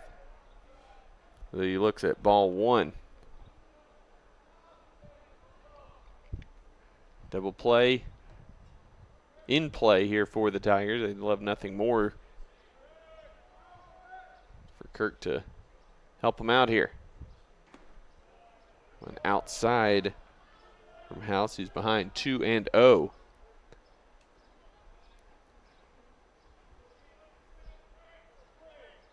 Now at 99 pitches, this will be pitch number 100 for the junior House. And that one is ripped down the left field line. It is fair all the way into the corner. 2 runs will score, and a stand-up double for Ryan Kirk as he rips it just fair down the left field line. Perfectly placed ball there. You put yourself in a situation where one of those runs becomes unearned because of the error, and now that run is scored along with another, and Southeastern takes the lead back over. So on pitch number 100 for Luke House, Southeastern reclaims the lead, and that's going to be it for the Ouachita Baptist starter. Breaking the action here in Enid, and we will see who's on the bump for the Tigers when we come back. This is the GAC Sports Network. SNU sets the standard for innovative servant leadership. Students from every discipline are exposed to leadership opportunities where they can thrive. In more than 45 majors, students experience true integration of faith and learning, rising to be leaders in their field. SNU is the place for educators to take the next step and earn a master's or doctorate in education and leadership, with over 400 ed leadership graduates serving across Oklahoma. If you're starting as a freshman or earning a master's or doctorate, SNU is the place for you.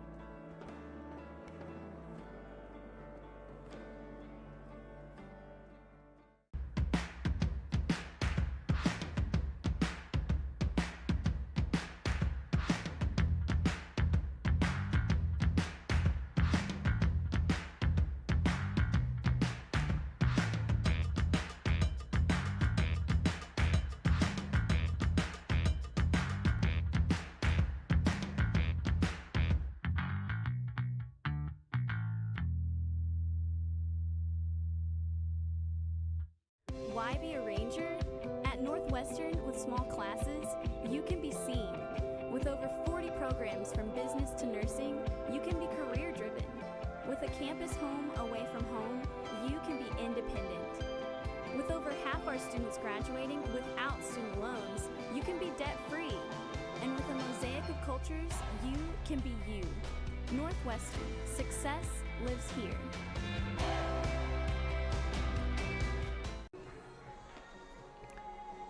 The new pitcher for the Tigers, number 37, Tag Payco, the senior out of Rockwall, Texas.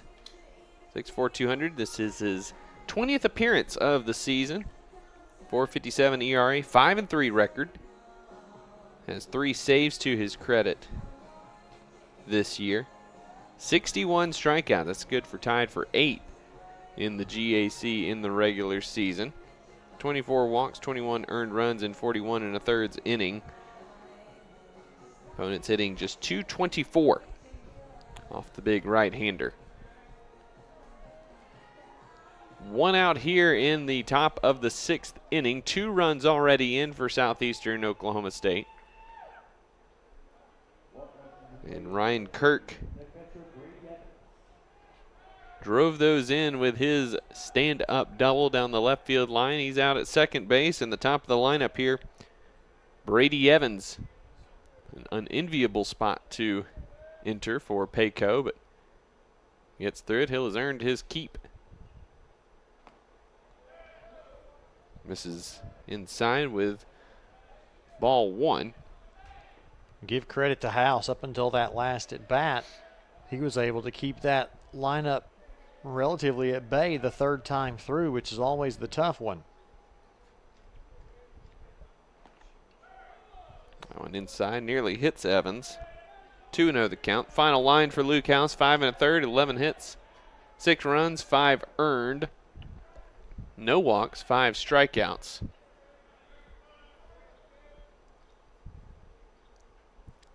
Payco upstairs again, 3-0. Evans just 5'10" out of Wright City, Oklahoma. Payco at 6'4", needing to bring things down a little here. And he misses on the inside part of the plate and quickly issues a 4-pitch walk to bring up the Player of the Year, Wesley Mitchell.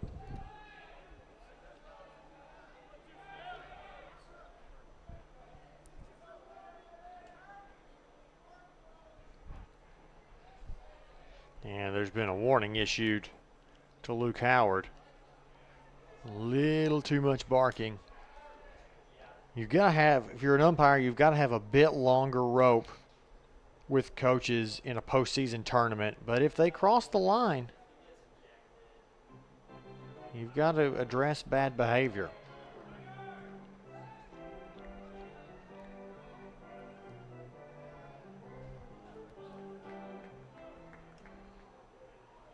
Fairness to our home plate umpire, he's been pretty interesting both ways. Coach Traylor not as demonstrative in his feedback as Luke Howard. Of course, when you have the lead, you got a little bit more grace. First and second. It's Payco. That one's up on Mitchell. Payco yet to throw a strike after coming in to relieve Luke House.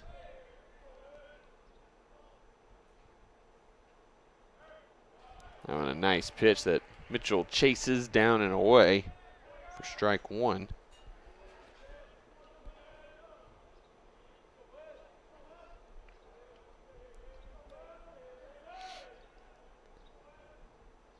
One off speed.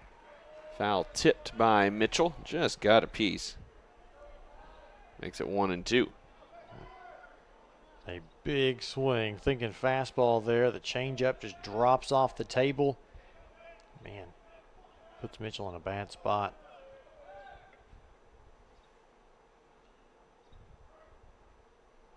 Pecco comes home with it and got him with the off speed. Good bounce back after 5 straight balls to start his outing. It's Mitchell on a swinging strikeout. Second consecutive at bat for Mitchell in that regard. That brings up the center fielder, Chase Keaton. Doubled and scored in the 3rd, singled in the 5th, and flew out to center to start the day in the 1st. Looks at a first pitch strike.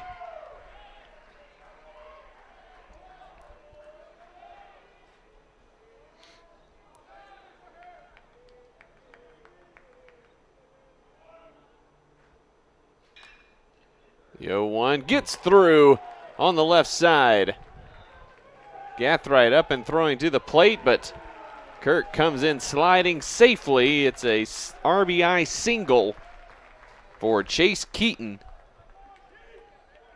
And the Savage Storm expand their lead to 3 with a 3 spot here in the 6th inning. They're just finding ways to get the job done. It seems to be a pretty consistent thing in this game. Both teams finding ways to produce when they need to produce. Here's Carter Olson, 2 for 3 today with a home run. First pitch upstairs to him. He's the 8th batter in the inning for the Savage Storm. That one up and in, 2-0.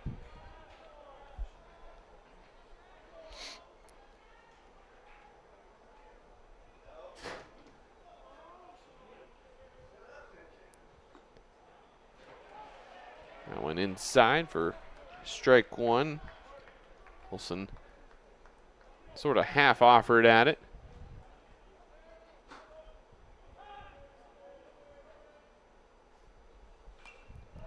That one fouled straight back. 2-2 the count. Pecco trying to get rid of Olson and end what's been a solid outing here for the Savage Storm. And he does just that as Olson swings through the off speed. 2 Ks for Pecco after relieving Luke House, but the damage is done. 3 runs for Southeastern on 3 hits. 2 runners left on base with an error. We go to the bottom of the 6th. 7-4 Southeastern on the GAC Sports Network.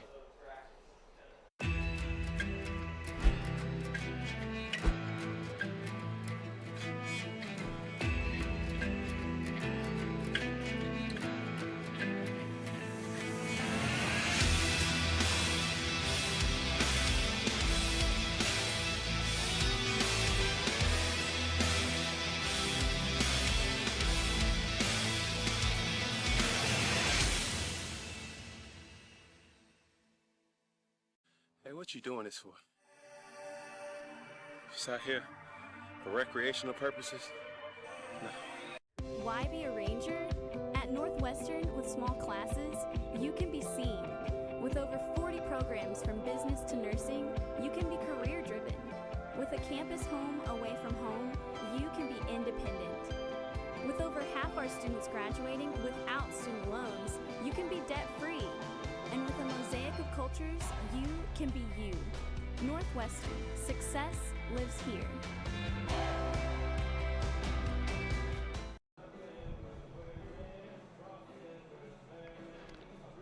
Cody Pfeffer back on the mound for Southeastern Oklahoma State. Done well so far, keeping the Tigers at bay after coming in the 4th inning to relieve Colton Clausen. Now working with a 3-run lead as well, as he faces the bottom half of the Tigers lineup, starting with second baseman Reese McWilliams. 0 for 2 today, a pair of strikeouts. One of each variety for McWilliams. Big opportunity here for Southeastern to make Ouachita put a 0 up on the board and hold on to all that momentum that they just gathered in the top half of the inning. 1-0's in there for strike one.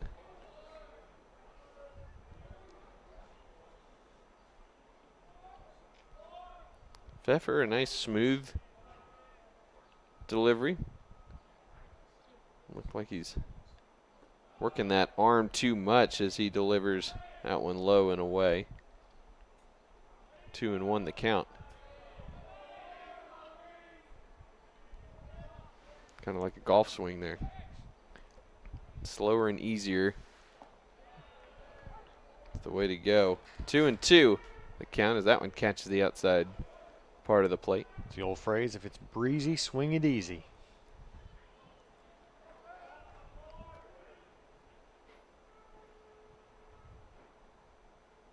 2-2, swung through and missed. And McWilliams down on strikes for the 3rd time today. Bring up the right fielder, Gavin Jacobs, looking to atone for his error in the top half of the frame.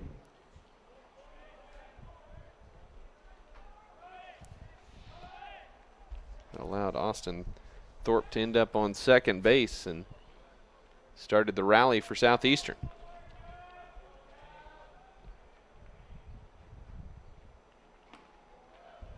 When swung on and missed. Jacobs 1 for 2 today, doubled and scored in the 4th and struck out looking in the 2nd.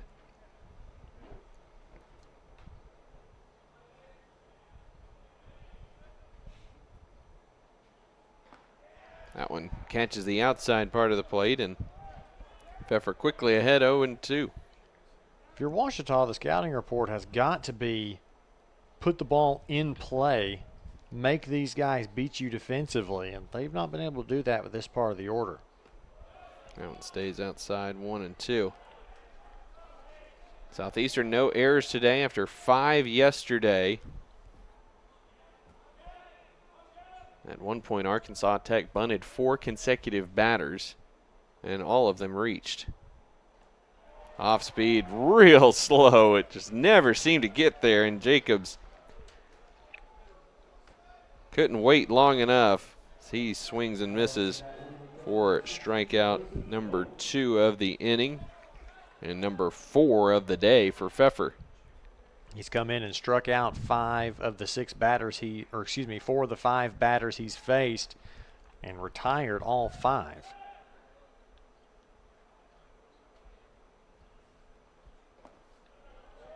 That one in there for strike 1. Bolin homered to get the scoring started for Ouachita back in the 3rd and flew out to left in the 4th.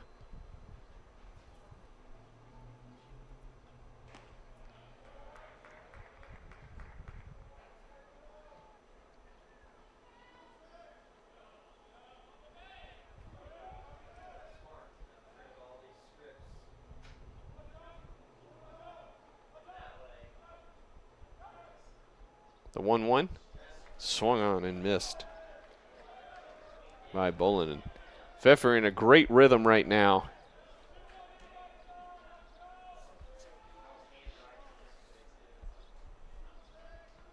Broke out the changeup at the exact right time. Here's the 1-2.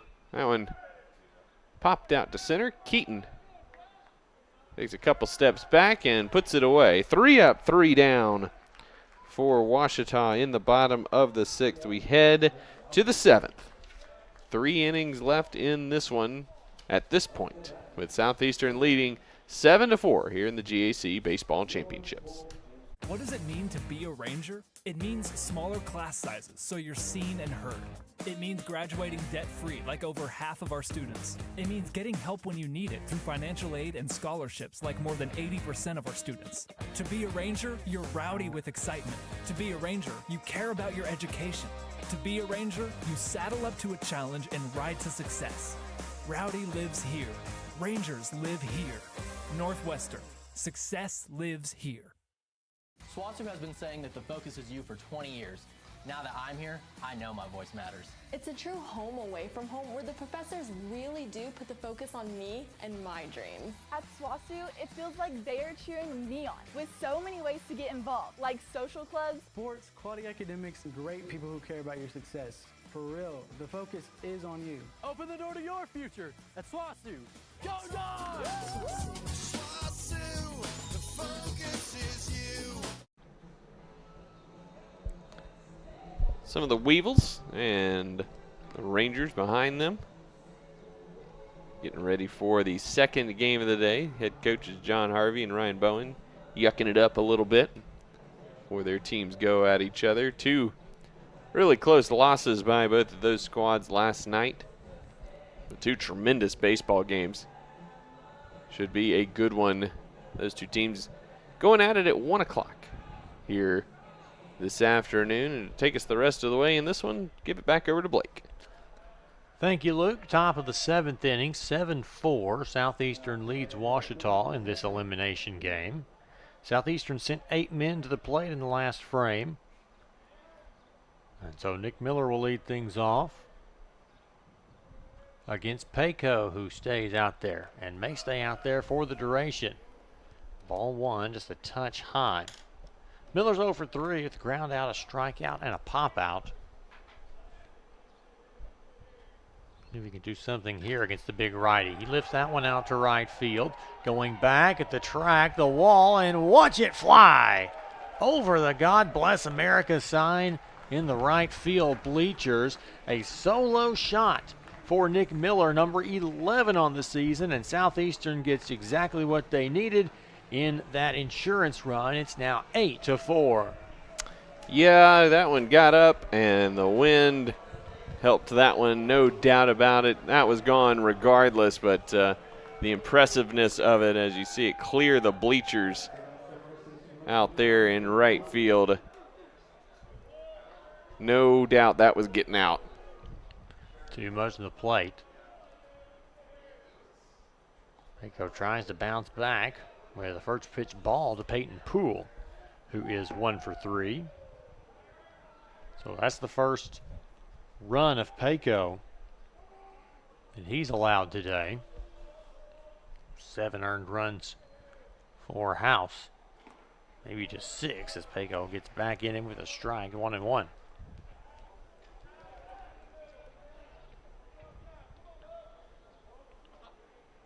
We can take a look at the box score. House, 5 of the 7 runs he gave up were earned.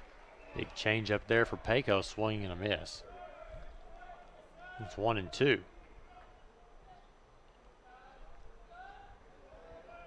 It's gone up to 65 degrees, up from first pitch temperature of 60. Big swing and a miss. And they'll have to fire down to first. Bolin does so. 2-3 on the putout, and there's one away.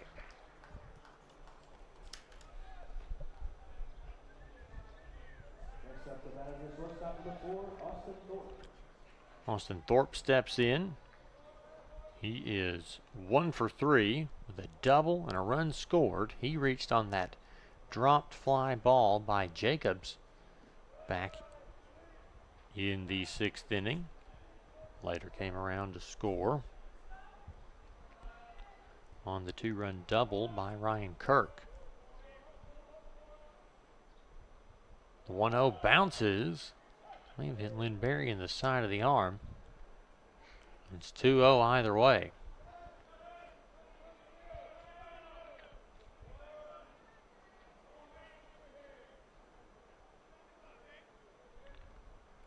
Payco wants to get back in the count, and he does. Big swing and a miss there by Thorpe.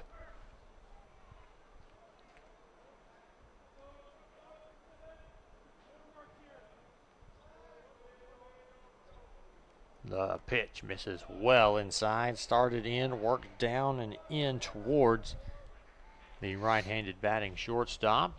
Thorpe's ahead 3-1 in the count. Payco in danger of losing a man. Swing and a miss. He gets himself right back into there. 3-2.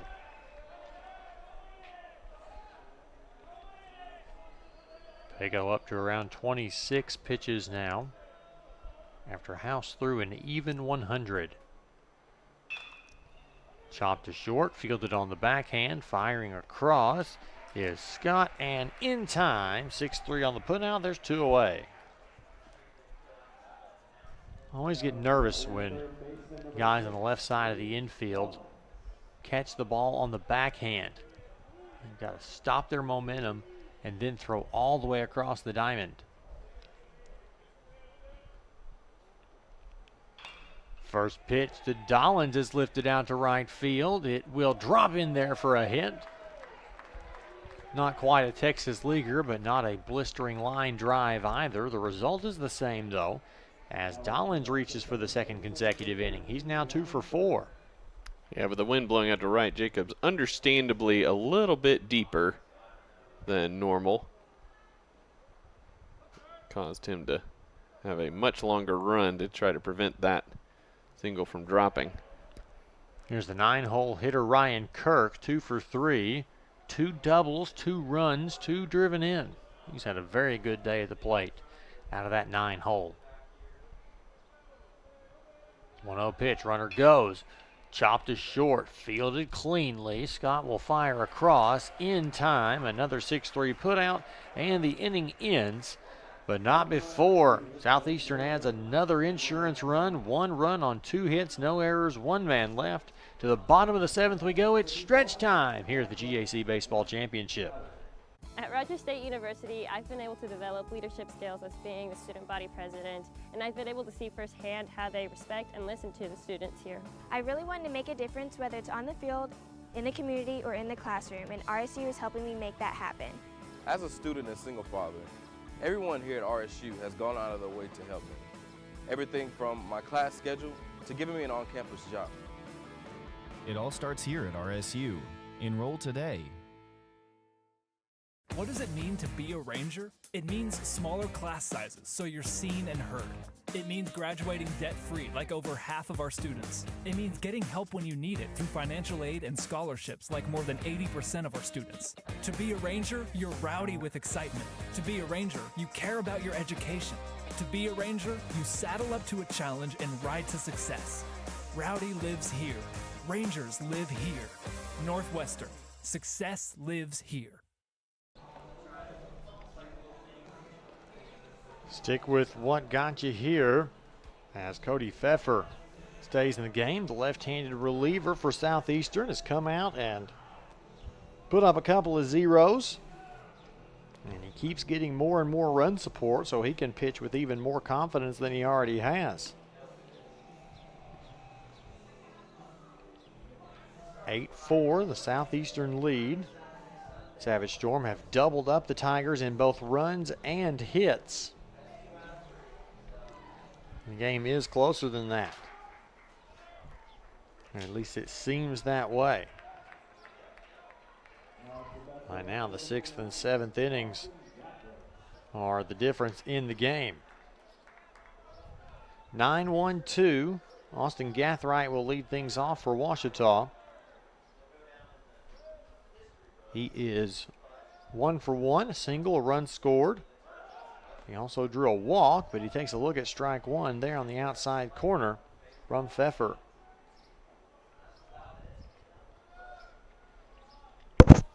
Another left-on-left matchup. And a fastball gets the outer third. Quickly 0-2. It's a big inning for Ouachita if they want to get the top of that lineup to roll through another time. They're going to need to get some guys on base here in this inning.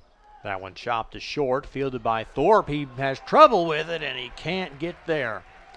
Well, they're going to call it an infield single for now. That may change.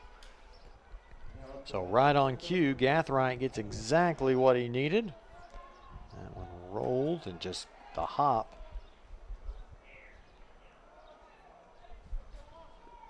They will actually call that an E6 now. So a hit taken away from Gathright, but he's reached base all 3 plate appearances today. And the top of the lineup comes back as Nowell takes a look at called strike.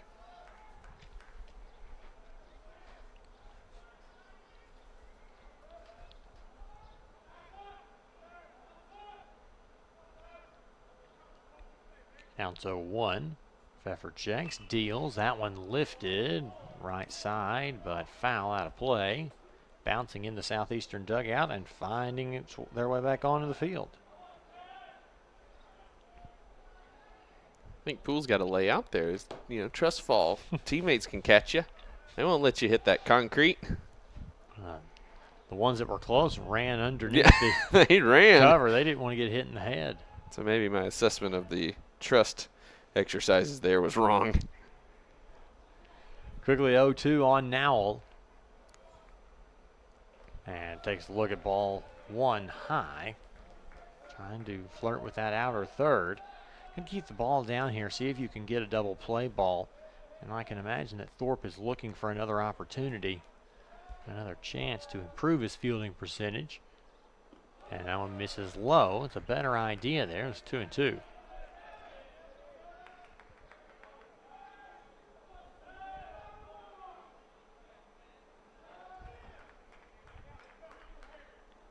Comes set, the count even. And a breaking ball misses outside and runs the count full. Not necessarily a bad pitch, but it missed the spot pretty significantly.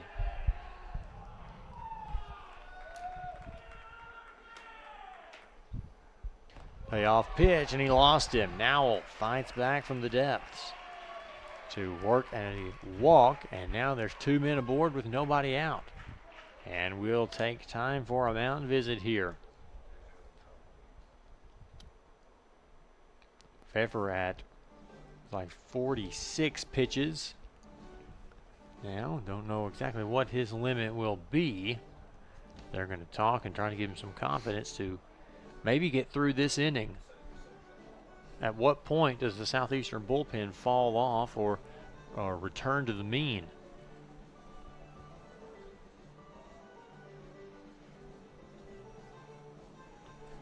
This is a dangerous spot. If Pfeffer's your best reliever, you want to leave him in here against the heart of the Ouachita order that has not really done a lot. Scott's got the double, and Cassidy's got the sac fly RBI, but not much other than that. A couple of strikeouts, a couple of fly outs, and a ground out.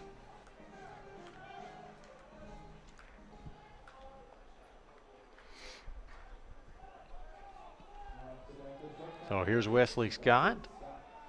Aforementioned RBI double back in the 3rd inning. Pfeffer's gone over 60 pitches twice, but I think that was back when he was that 3rd starter, just going through 3, maybe 4 innings, 2, 3, 4 innings, and handing it over to the bullpen. He hasn't gone over 40 since the Harding series back on March 21st. Here's 1-0, misses high and outside, trying to get the fastball back on the outer third to get himself back in the count. He can't do it. It's 2-0.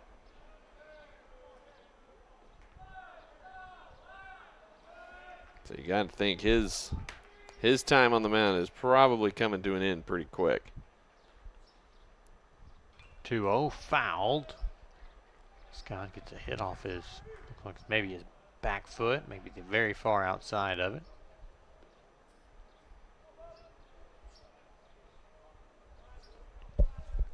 Gets himself back closer. It's 2-1 now. Needed a strike in the most desperate way. Pitch the outer third. It's through the 6th hole for a base hit. They will hold. No, now they'll send him as a little trouble with the ball out in left for Mitchell, and Gathright will go ahead and score, and Ouachita gets one back on the base knock. We'll see if there's a error attached to it as well. But Ouachita gets that gap ever so closer.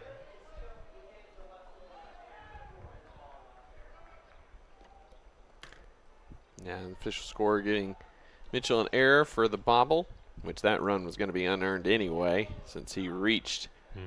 Because the error by Thorpe. Showing bunt, pulling back and taking a strike is Cassidy. So E7 there. Both Southeastern errors have been in this inning.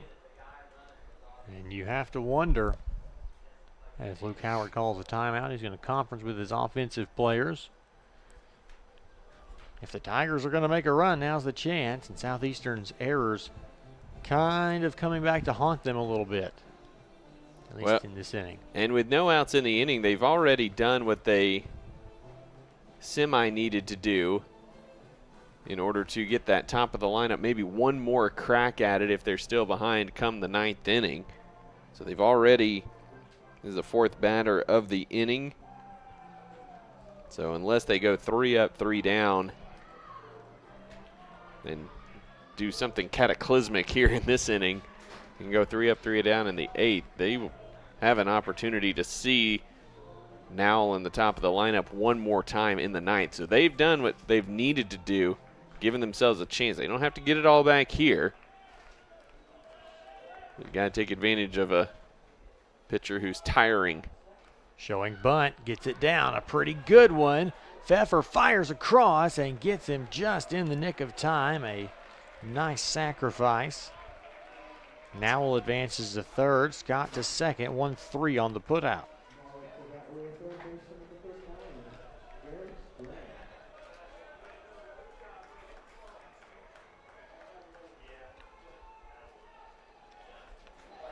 It's interesting to note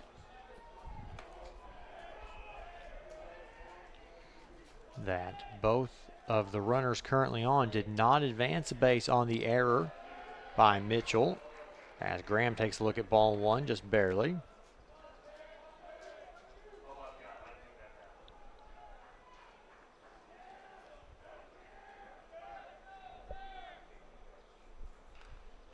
That one fouled straight back. Count's even, it's 1-1.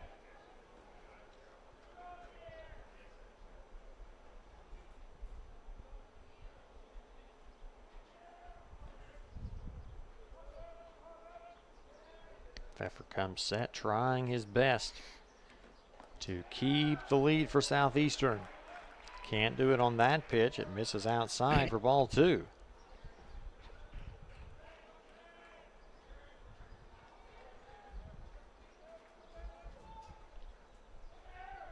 Hill comes set. The delivery misses outside again. 3-1, in danger of loading the bases.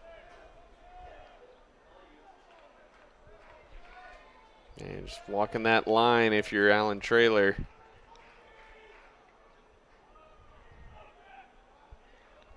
It's a dangerous game.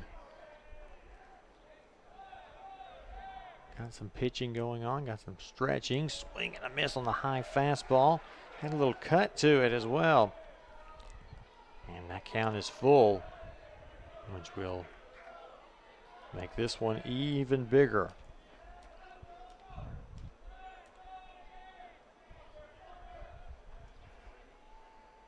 Pfeffer kicks and deals, misses high. Ball four, he lost him, and the bases are loaded.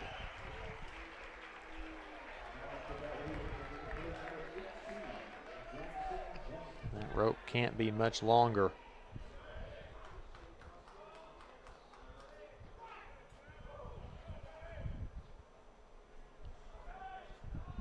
We'll stay in for at least one more batter in Jester, the left hand.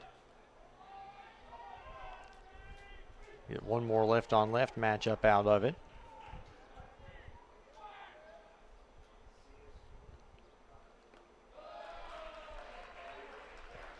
It's not there. Ball one. Could be a mid-count pull at this rate.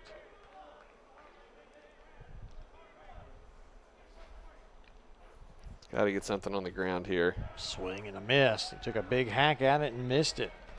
And if you're Ouachita, you got to be disciplined. Pfeffer's struggling to find the zone. There's no need to try to be the hero here.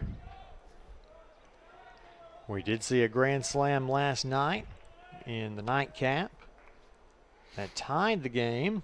If there's one here, it would take a lead, and another big swing and a miss by Jester.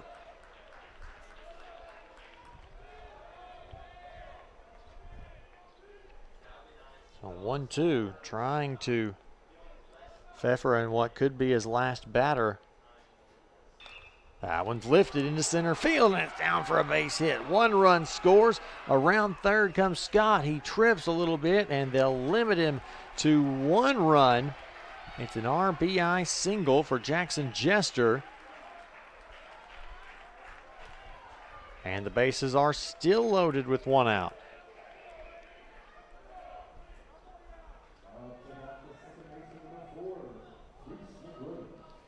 Reese McWilliams comes to the plate. He's wearing the collar, but he will not get another chance to see Pfeffer today, as out of the dugout, the motion quickly made to the bullpen. We will have a new Southeastern pitcher after this.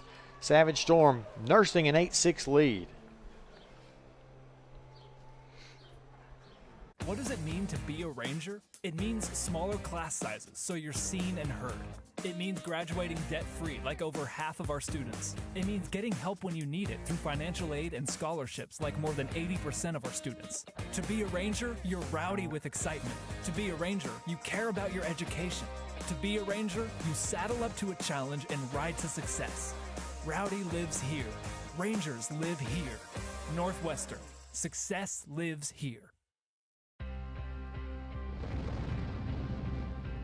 One of my favorite things about SNU was the relationships I was able to have with people, with professors, with friends. One thing that was purposely different about SNU was the integration of faith into the academics. I feel like I learned so much from that helped prepare me for life after college, to be a husband and someday to be a father. It was a really, really transformational time in my life. My degree could have come from anywhere, but my relationships with people, I know I would not have gotten anywhere else. Go to snu.edu to apply or to schedule a visit.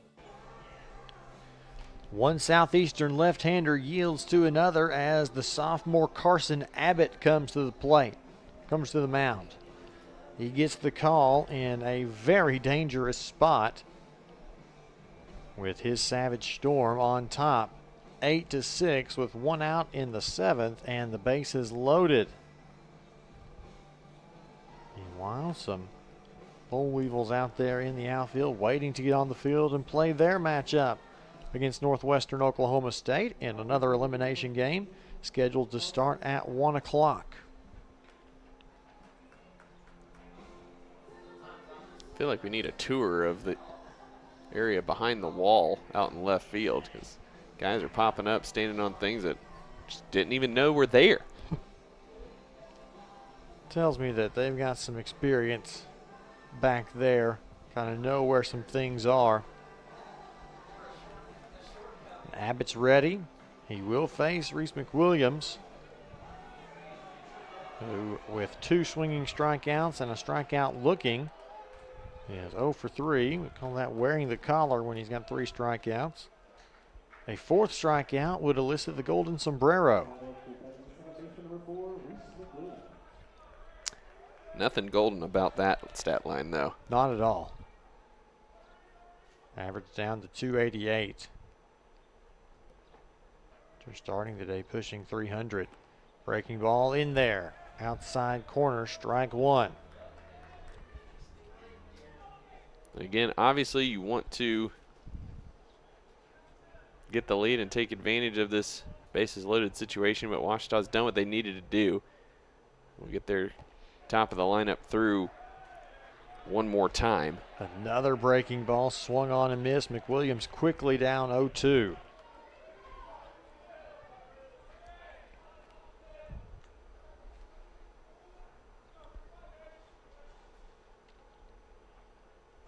On its way, misses down and away.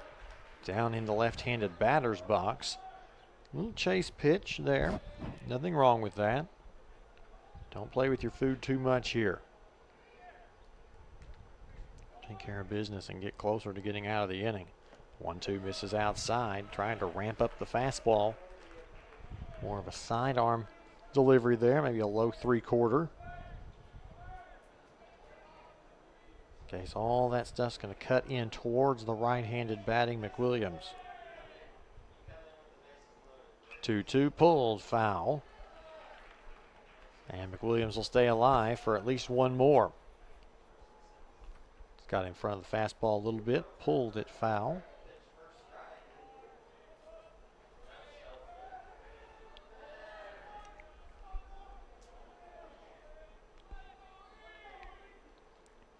Let's have another 2-2 pitch here. Abbott kicks and deals. Breaking ball, got him. Swung on and missed, strike 3. The golden sombrero belongs to McWilliams. And he is the first out of the inning. Excuse me, the second out of the inning. 4K, good for your television. Not good for your stat line. So here's Gavin Jacobs trying to make up for the lone Ouachita error, which was his, a 2-base error back in the 5th.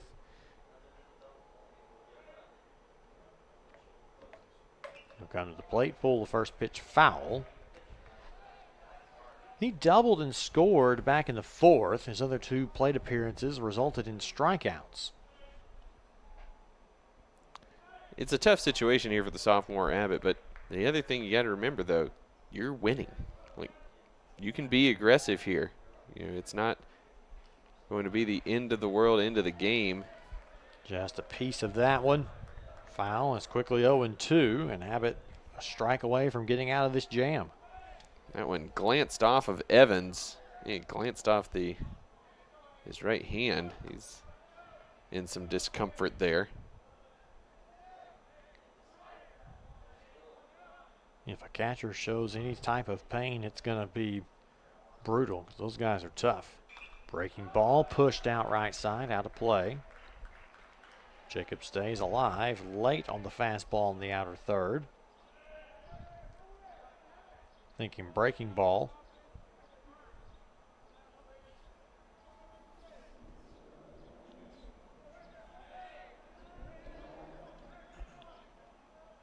The 0-2 again from Abbott, fouled straight back. Just got a piece of that one.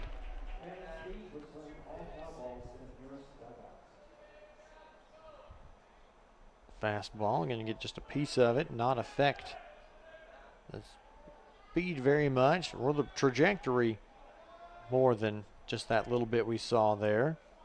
But Jacob stays alive. The 0-2 once more, swung on and missed, and tagged out is Jacobs. He goes down swinging. He has a collar to wear now, but Ouachita fights back for 2 runs in the inning. They leave the bases loaded, however, and we head to inning number 8. Southeastern, an 8-6 lead here on the GAC Sports Network.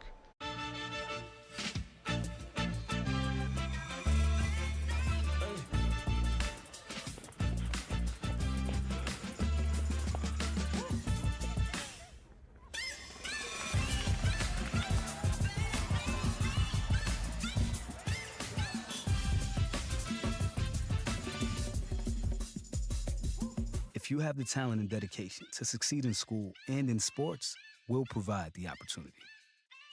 SNU is really different. We're a small community, we all know one another's names, and I really love it here.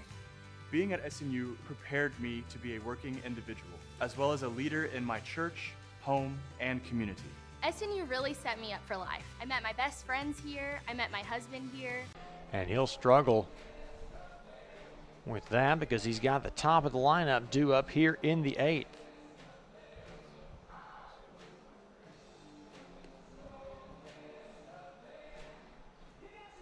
Evans, Mitchell, and Keaton due up for Southeastern here in the road half of the 8th.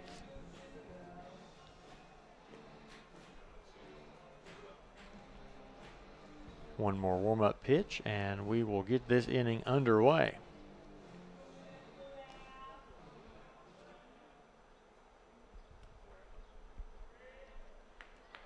Evans will lead things off. He led off the first inning with a home run. led off the 5th inning with a strikeout. He's also walked and flown out to center field in his other plate appearances.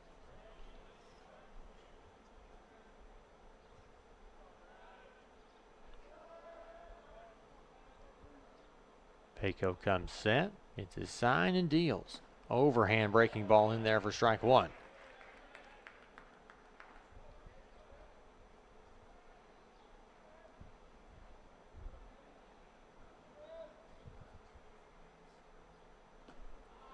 And another one in there, strike 2. Quickly 0-2.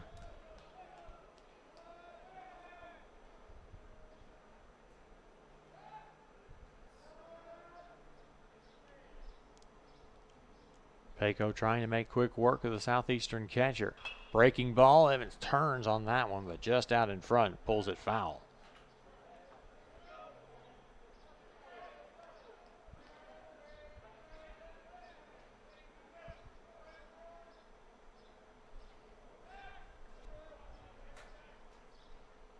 Right on right matchup here. The pitch is high, ball 1.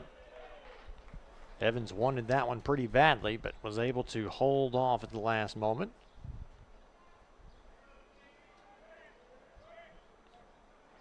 Stays alive with the count 1-2. Breaking ball, fouled it off his leg. And he'll walk that off just a little bit.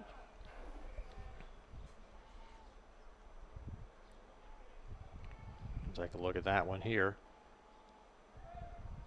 One hit immediately just above the right knee.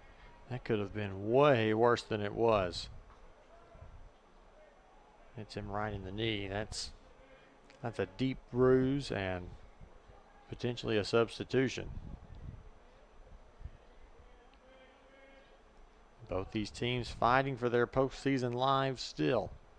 1-2, that one lined straight at the third baseman, Graham, and he stabs it out of the air to retire Evans. One away on the L5.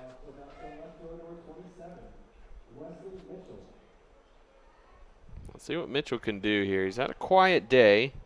Singled in the first. RBI ground out in the third. Has struck out in the 5th and the 6th.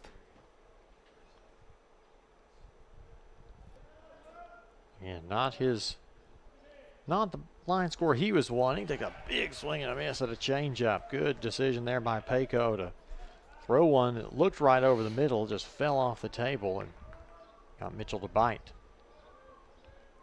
He's behind 0-1. That one lined into left field for a base hit. Mitchell's aboard for the 2nd time today. A couple of singles.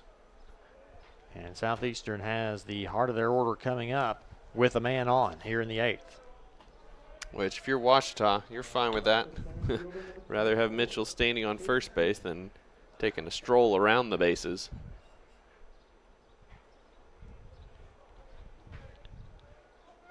In steps Chase Keaton. 3 for 4 today. 2 singles, a double, an RBI, and a run scored. Looks at a off-speed pitch, catches the outer third for strike 1. His average now up to .404 with his 3-hit performance today. Ooh, he swings at a breaking ball and misses, goes down to a knee and walks out and tries to forget all about that last pitch. Payco's going to remember that one.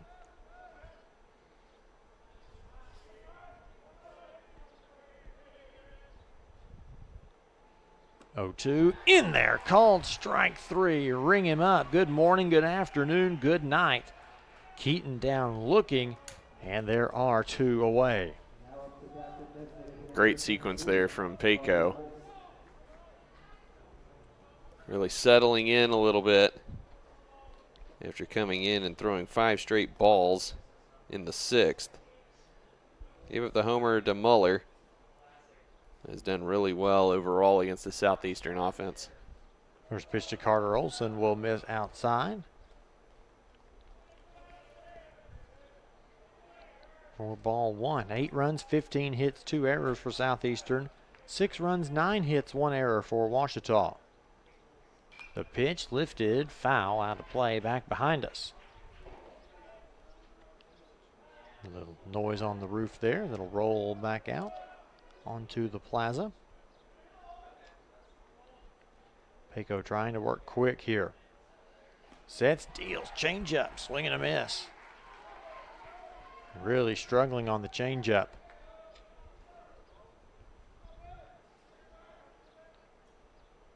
Counts 1-2. The pitch is down and outside, bounces to the plate. And you get a chase pitch there, could not do so. That's 2-2.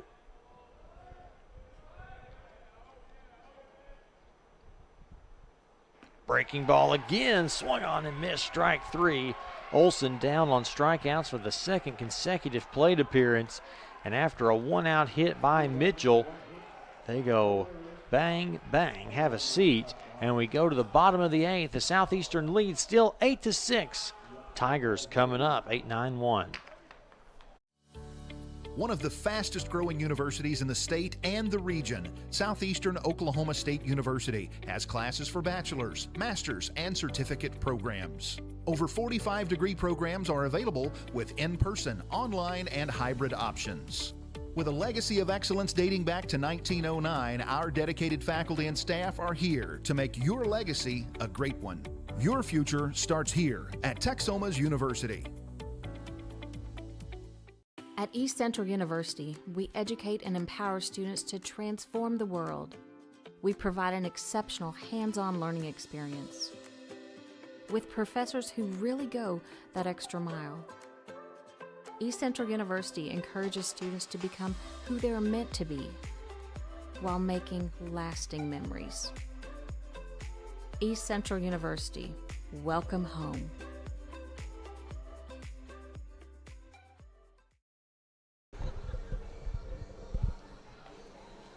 Bottom half of the 8th, Ouachita got some work to do, trailing 8-6. For Southeastern. Abbott stays out on the mound for the Savage Storm. 8-9-1. Coming up for Ouachita. And Joseph Bolin will lead things off. He got the Tigers on the board with a solo shot to lead off the 3rd inning. See what he can do against the new pitcher. His first matchup against Abbott. And breaking ball comes in and gets just a perfect call on the inside corner.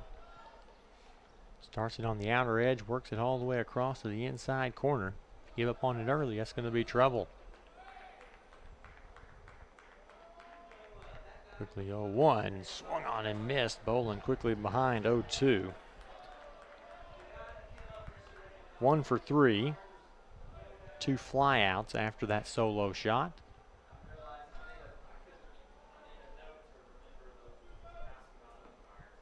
A little bit of drama down the stretch here.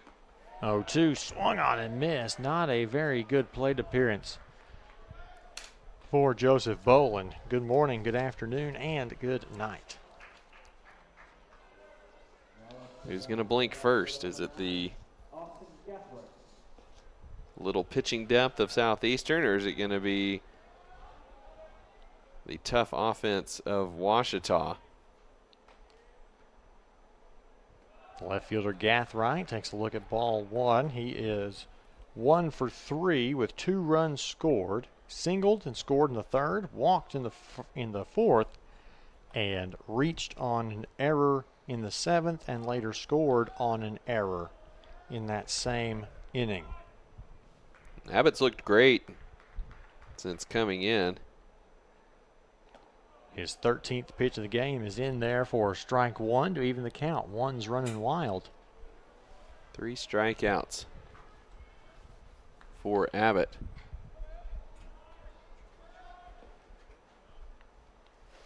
Breaking ball gets the outer edge. Strike 2.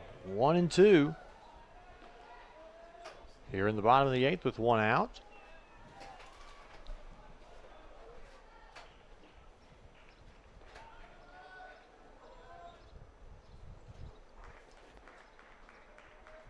There's the 1-2, the pitch. Swung on, lifted out to left field, changing directions. With it is Mitchell, but he is able to camp under it and make the catch for the second out of the inning. And that lineup card turns over again.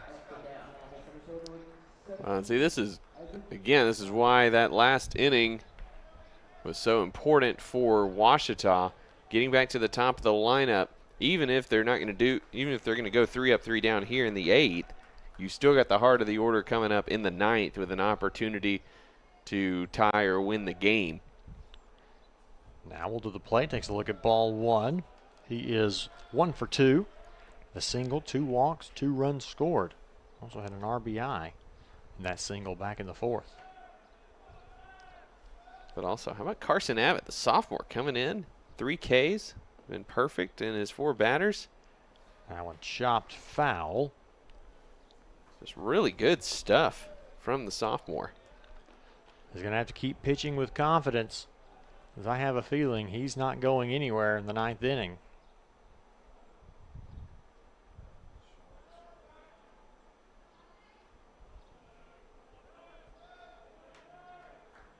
I think that goes to show that sometimes, especially at this level of college baseball, sometimes the numbers aren't necessarily everything. A well-struck ball by Nowell. Mitchell took a bad path to it and yet somehow comes away with the catch. Has to go back a little bit, but 1, 2, 3 go the Tigers in the 8th. A nice inning pitched by Abbott. We head to the final frame. Southeastern leads at 8-6 here on the GAC Sports Network. Why be a ranger? At Northwestern, with small classes, you can be seen. With over 40 programs from business to nursing, you can be career-driven. With a campus home away from home, you can be independent. With over half our students graduating without student loans, you can be debt-free. And with a mosaic of cultures, you can be you. Northwestern, success lives here. We see you. Your incredible potential and willpower set you apart. You're first to take that leap of faith. First to get to work. First to solve the problem. No burden should be carried alone. We'll be there. Every step, day, challenge. First is your destiny. We get it because first is who we are. Ouachita dugout, hoping to get back in the dugout and get back to swinging the sticks. They trail here in the top of the 9th, 8-6. Southeastern wanting to get an insurance run or two just to counteract that middle of the lineup coming up in the 9th for Ouachita. 5, 6, 7 coming up for the Savage Storm in the top half of the final frame. And it'll be Miller to lead things off. Back in the 7th, he led off the inning with a solo shot and gave Southeastern their last scored run. It's all that the Storm could manage there in the 7th. His 11th home run of the season back in the 7th. He will take a look at ball 1 low.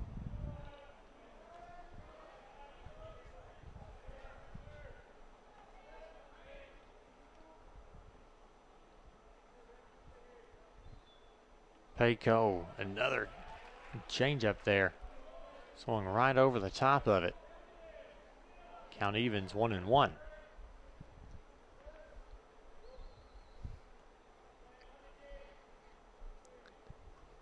1-1, here it comes, misses low again, 2-1. They're not wanting to make a mistake up to the dangerous Miller. Yeah, Pecos kind of got that over-the-top delivery. He's coming really high, so that natural trajectory is going to be a little bit more down. Maybe somebody who's coming out for more of a traditional arm slot. Just missed inside on that pitch. It's 3-1. Payco comes set, delivers. That one in there, strike 2, counts full. Increasing the drama of these at-bats.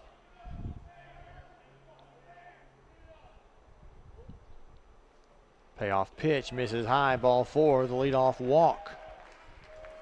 And that's the danger of the over-the-top arm delivery, is if you don't finish down, that ball's going to sail on you quickly.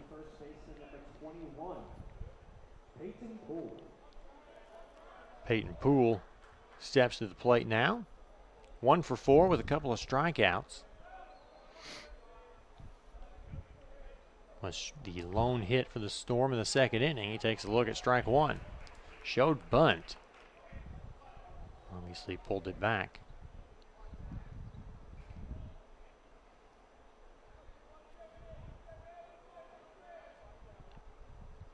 Shows bunt again. Third baseman creeping. Pulls it back and takes a look at ball 1.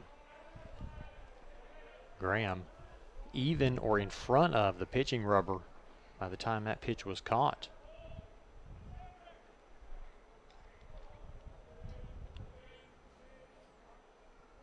Same situation. Pops one right side. It'll roll foul. And now he'll have to change strategy again with the count 1-2.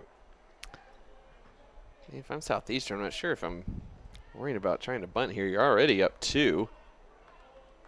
Just let your offense do what it does and rake.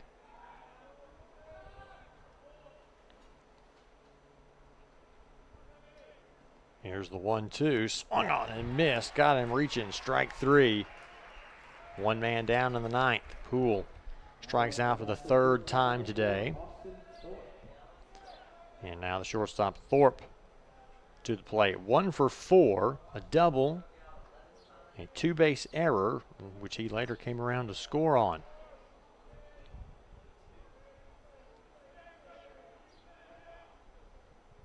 Pitch in there, strike 1. Breaking ball ended up right over the heart of the plate.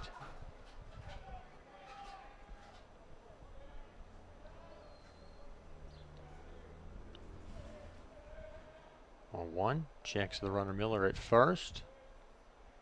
The pitch swung on and missed, breaking ball. Thorpe down to a knee, 0-2. Peco's been pretty effective against the middle of this Southeastern lineup. The home run to Muller is the only thing he's given up. The 0-2 pitch in there, called strike 3, just froze Thorpe, and it was right down the middle. There's nothing to complain about there. Back-to-back strikeouts. And Dolan's the last hope for the Storm here in the 9th.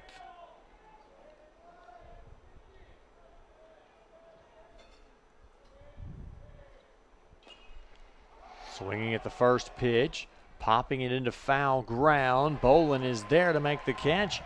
1 pitch and the 3rd out.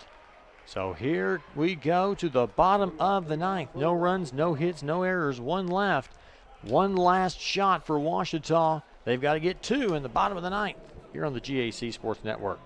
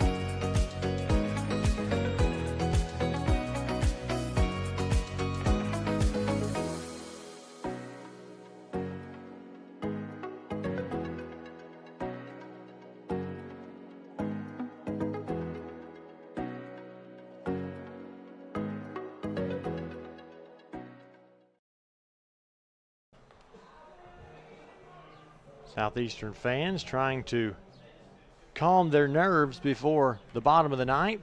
Chance for their Storm to advance to play tomorrow. Stay alive in this double elimination tournament. 2, 3, 4 in the Ouachita lineup due up. Don't think we will see any pinch hitters or anything like that like we did yesterday in these final frames.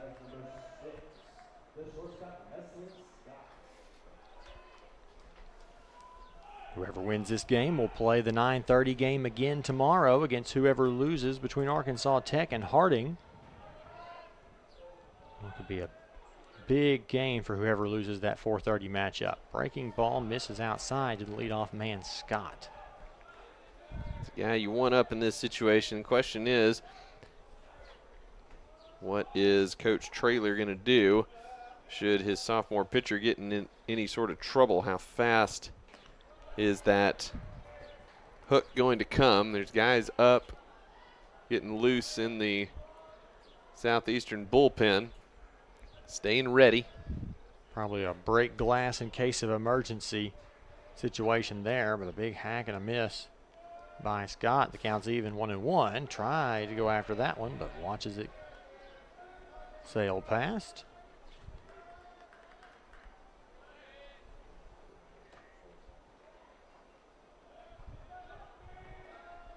Counts 2-1.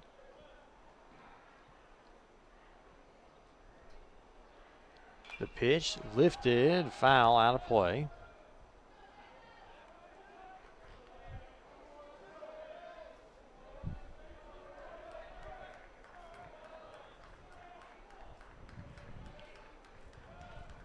Counts even, 2-2.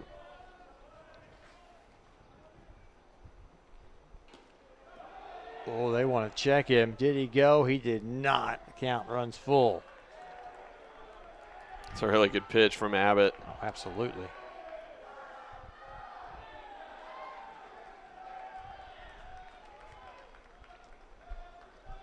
Full count to the leadoff man here in the bottom of the ninth. Big battle here. Abbott's pitch grounded to short. Coming on is Thorpe. He fires across in plenty of time as Scott is retired. 6-3 on the putout. There's one away. That's a big one there. Scott, one of the best batters on this team, getting him put away to start this inning. That's got to be some wind in the sails for Carson Abbott and the Southeastern defense in general. He's got a left-on-left matchup now with Kendall Cassidy. Cassidy, a couple of sacrifices today, officially 0 for 2 with an RBI. He had a sac fly back in the third. That got Ouachita their third run of that inning. And then a sacrifice bunt back in the seventh. The 1-0 in there, strike one. He wanted it, but then decided later, oh, I'll just let that one go. I'll get a better one. And that's no guarantee.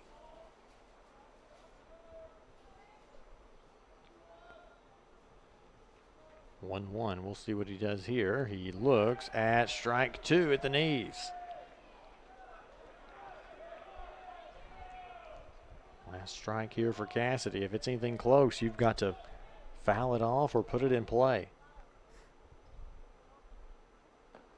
Pitch misses outside. Not overly competitive unless he wants to fall in front of that slider like I and many other people swing at on MLB The Show. Slider's a hard pitch to hit anywhere. 2-2, down away, the count's full. Back-to-back full counts here for Abbott as his pitch count runs up. And Luke, I have to imagine he'll probably be burned for tomorrow unless a big-time emergency arises. The pitch lifted, center field, coming on and making the catch is Keaton. And the Savage Storm 1 out away from keeping their postseason hopes alive.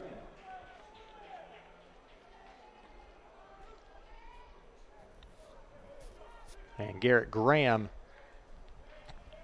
he of the 1 for 3 day.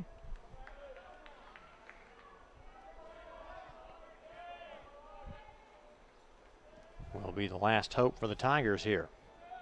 Trailing by 2. Strike one on the outside corner, at or just above the knee.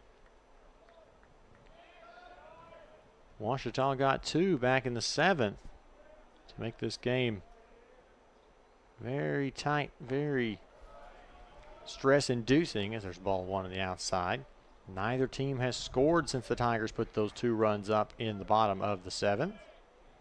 What a job Abbott did coming in with the bases loaded as a sophomore, first postseason action. Back-to-back strikeouts to get out of the inning. And he's one strike away here as he goes to the outside corner with a fastball again. 1-2. Ouachita down to their last strike.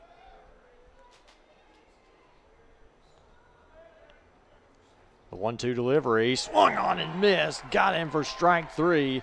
Southeastern Oklahoma State keeps their postseason hopes alive. Abbott works a 1-2-3 ninth, and the Savage Storm win this one 8-6. We'll take a look at our final line score before we do anything. For Southeastern, 8 runs on 15 hits, 2 errors. They left 9 men stranded. 6 runs, 9 hits, 1 error for Ouachita, who left 7 men stranded on base. None bigger than those 3 in the 7th, though. Absolutely. A big effort there. I believe Pfeffer's going to get the win. Abbott's going to get the long save. Looking at those last couple, it looks like Payco will be tagged with the loss. We'll double check that before we leave today. And Luke, we kind of thought this one was going to be a back and forth affair. Not sure how much offense we were expecting, but we got a good chunk of it. Yeah, just a really good game. The Savage Storm took advantage of the opportunities that they had, strung together big innings, and the Tigers just unable to get those clutch hits when they needed them in the biggest way. But overall, a great game, some big pitching. Payco did a nice job coming in and limiting things once that deficit ballooned a little bit on them. But Carson Abbott, the sophomore, just a tremendous performance today. 4 strikeouts in his 2 2/3 innings of work. Came in with the bases loaded, trying to preserve an 8-6 lead, and he did just that. Not even allowing a base runner in his time on the mound. So this is the longest game of the tournament so far, 2 hours and 48 minutes in length. Pfeffer gets the win, improves to 4-2. House the loss. He'll drop to 7-6. Carson Abbott picks up his 3rd save of the season. We'll say goodbye for now. Coming up at the top of the hour, Northwestern Oklahoma State and Arkansas Monticello look to keep their postseason hopes alive as they compete in Pod 2's elimination game of the morning. Southeastern advances. They will play either Arkansas Tech or Harding at 9:30 in the morning. So, for Luke McConnell, I'm Blake Smith signing off from Enid for now. We'll see you soon. Thanks for watching Championship Baseball on the GAC Sports Network.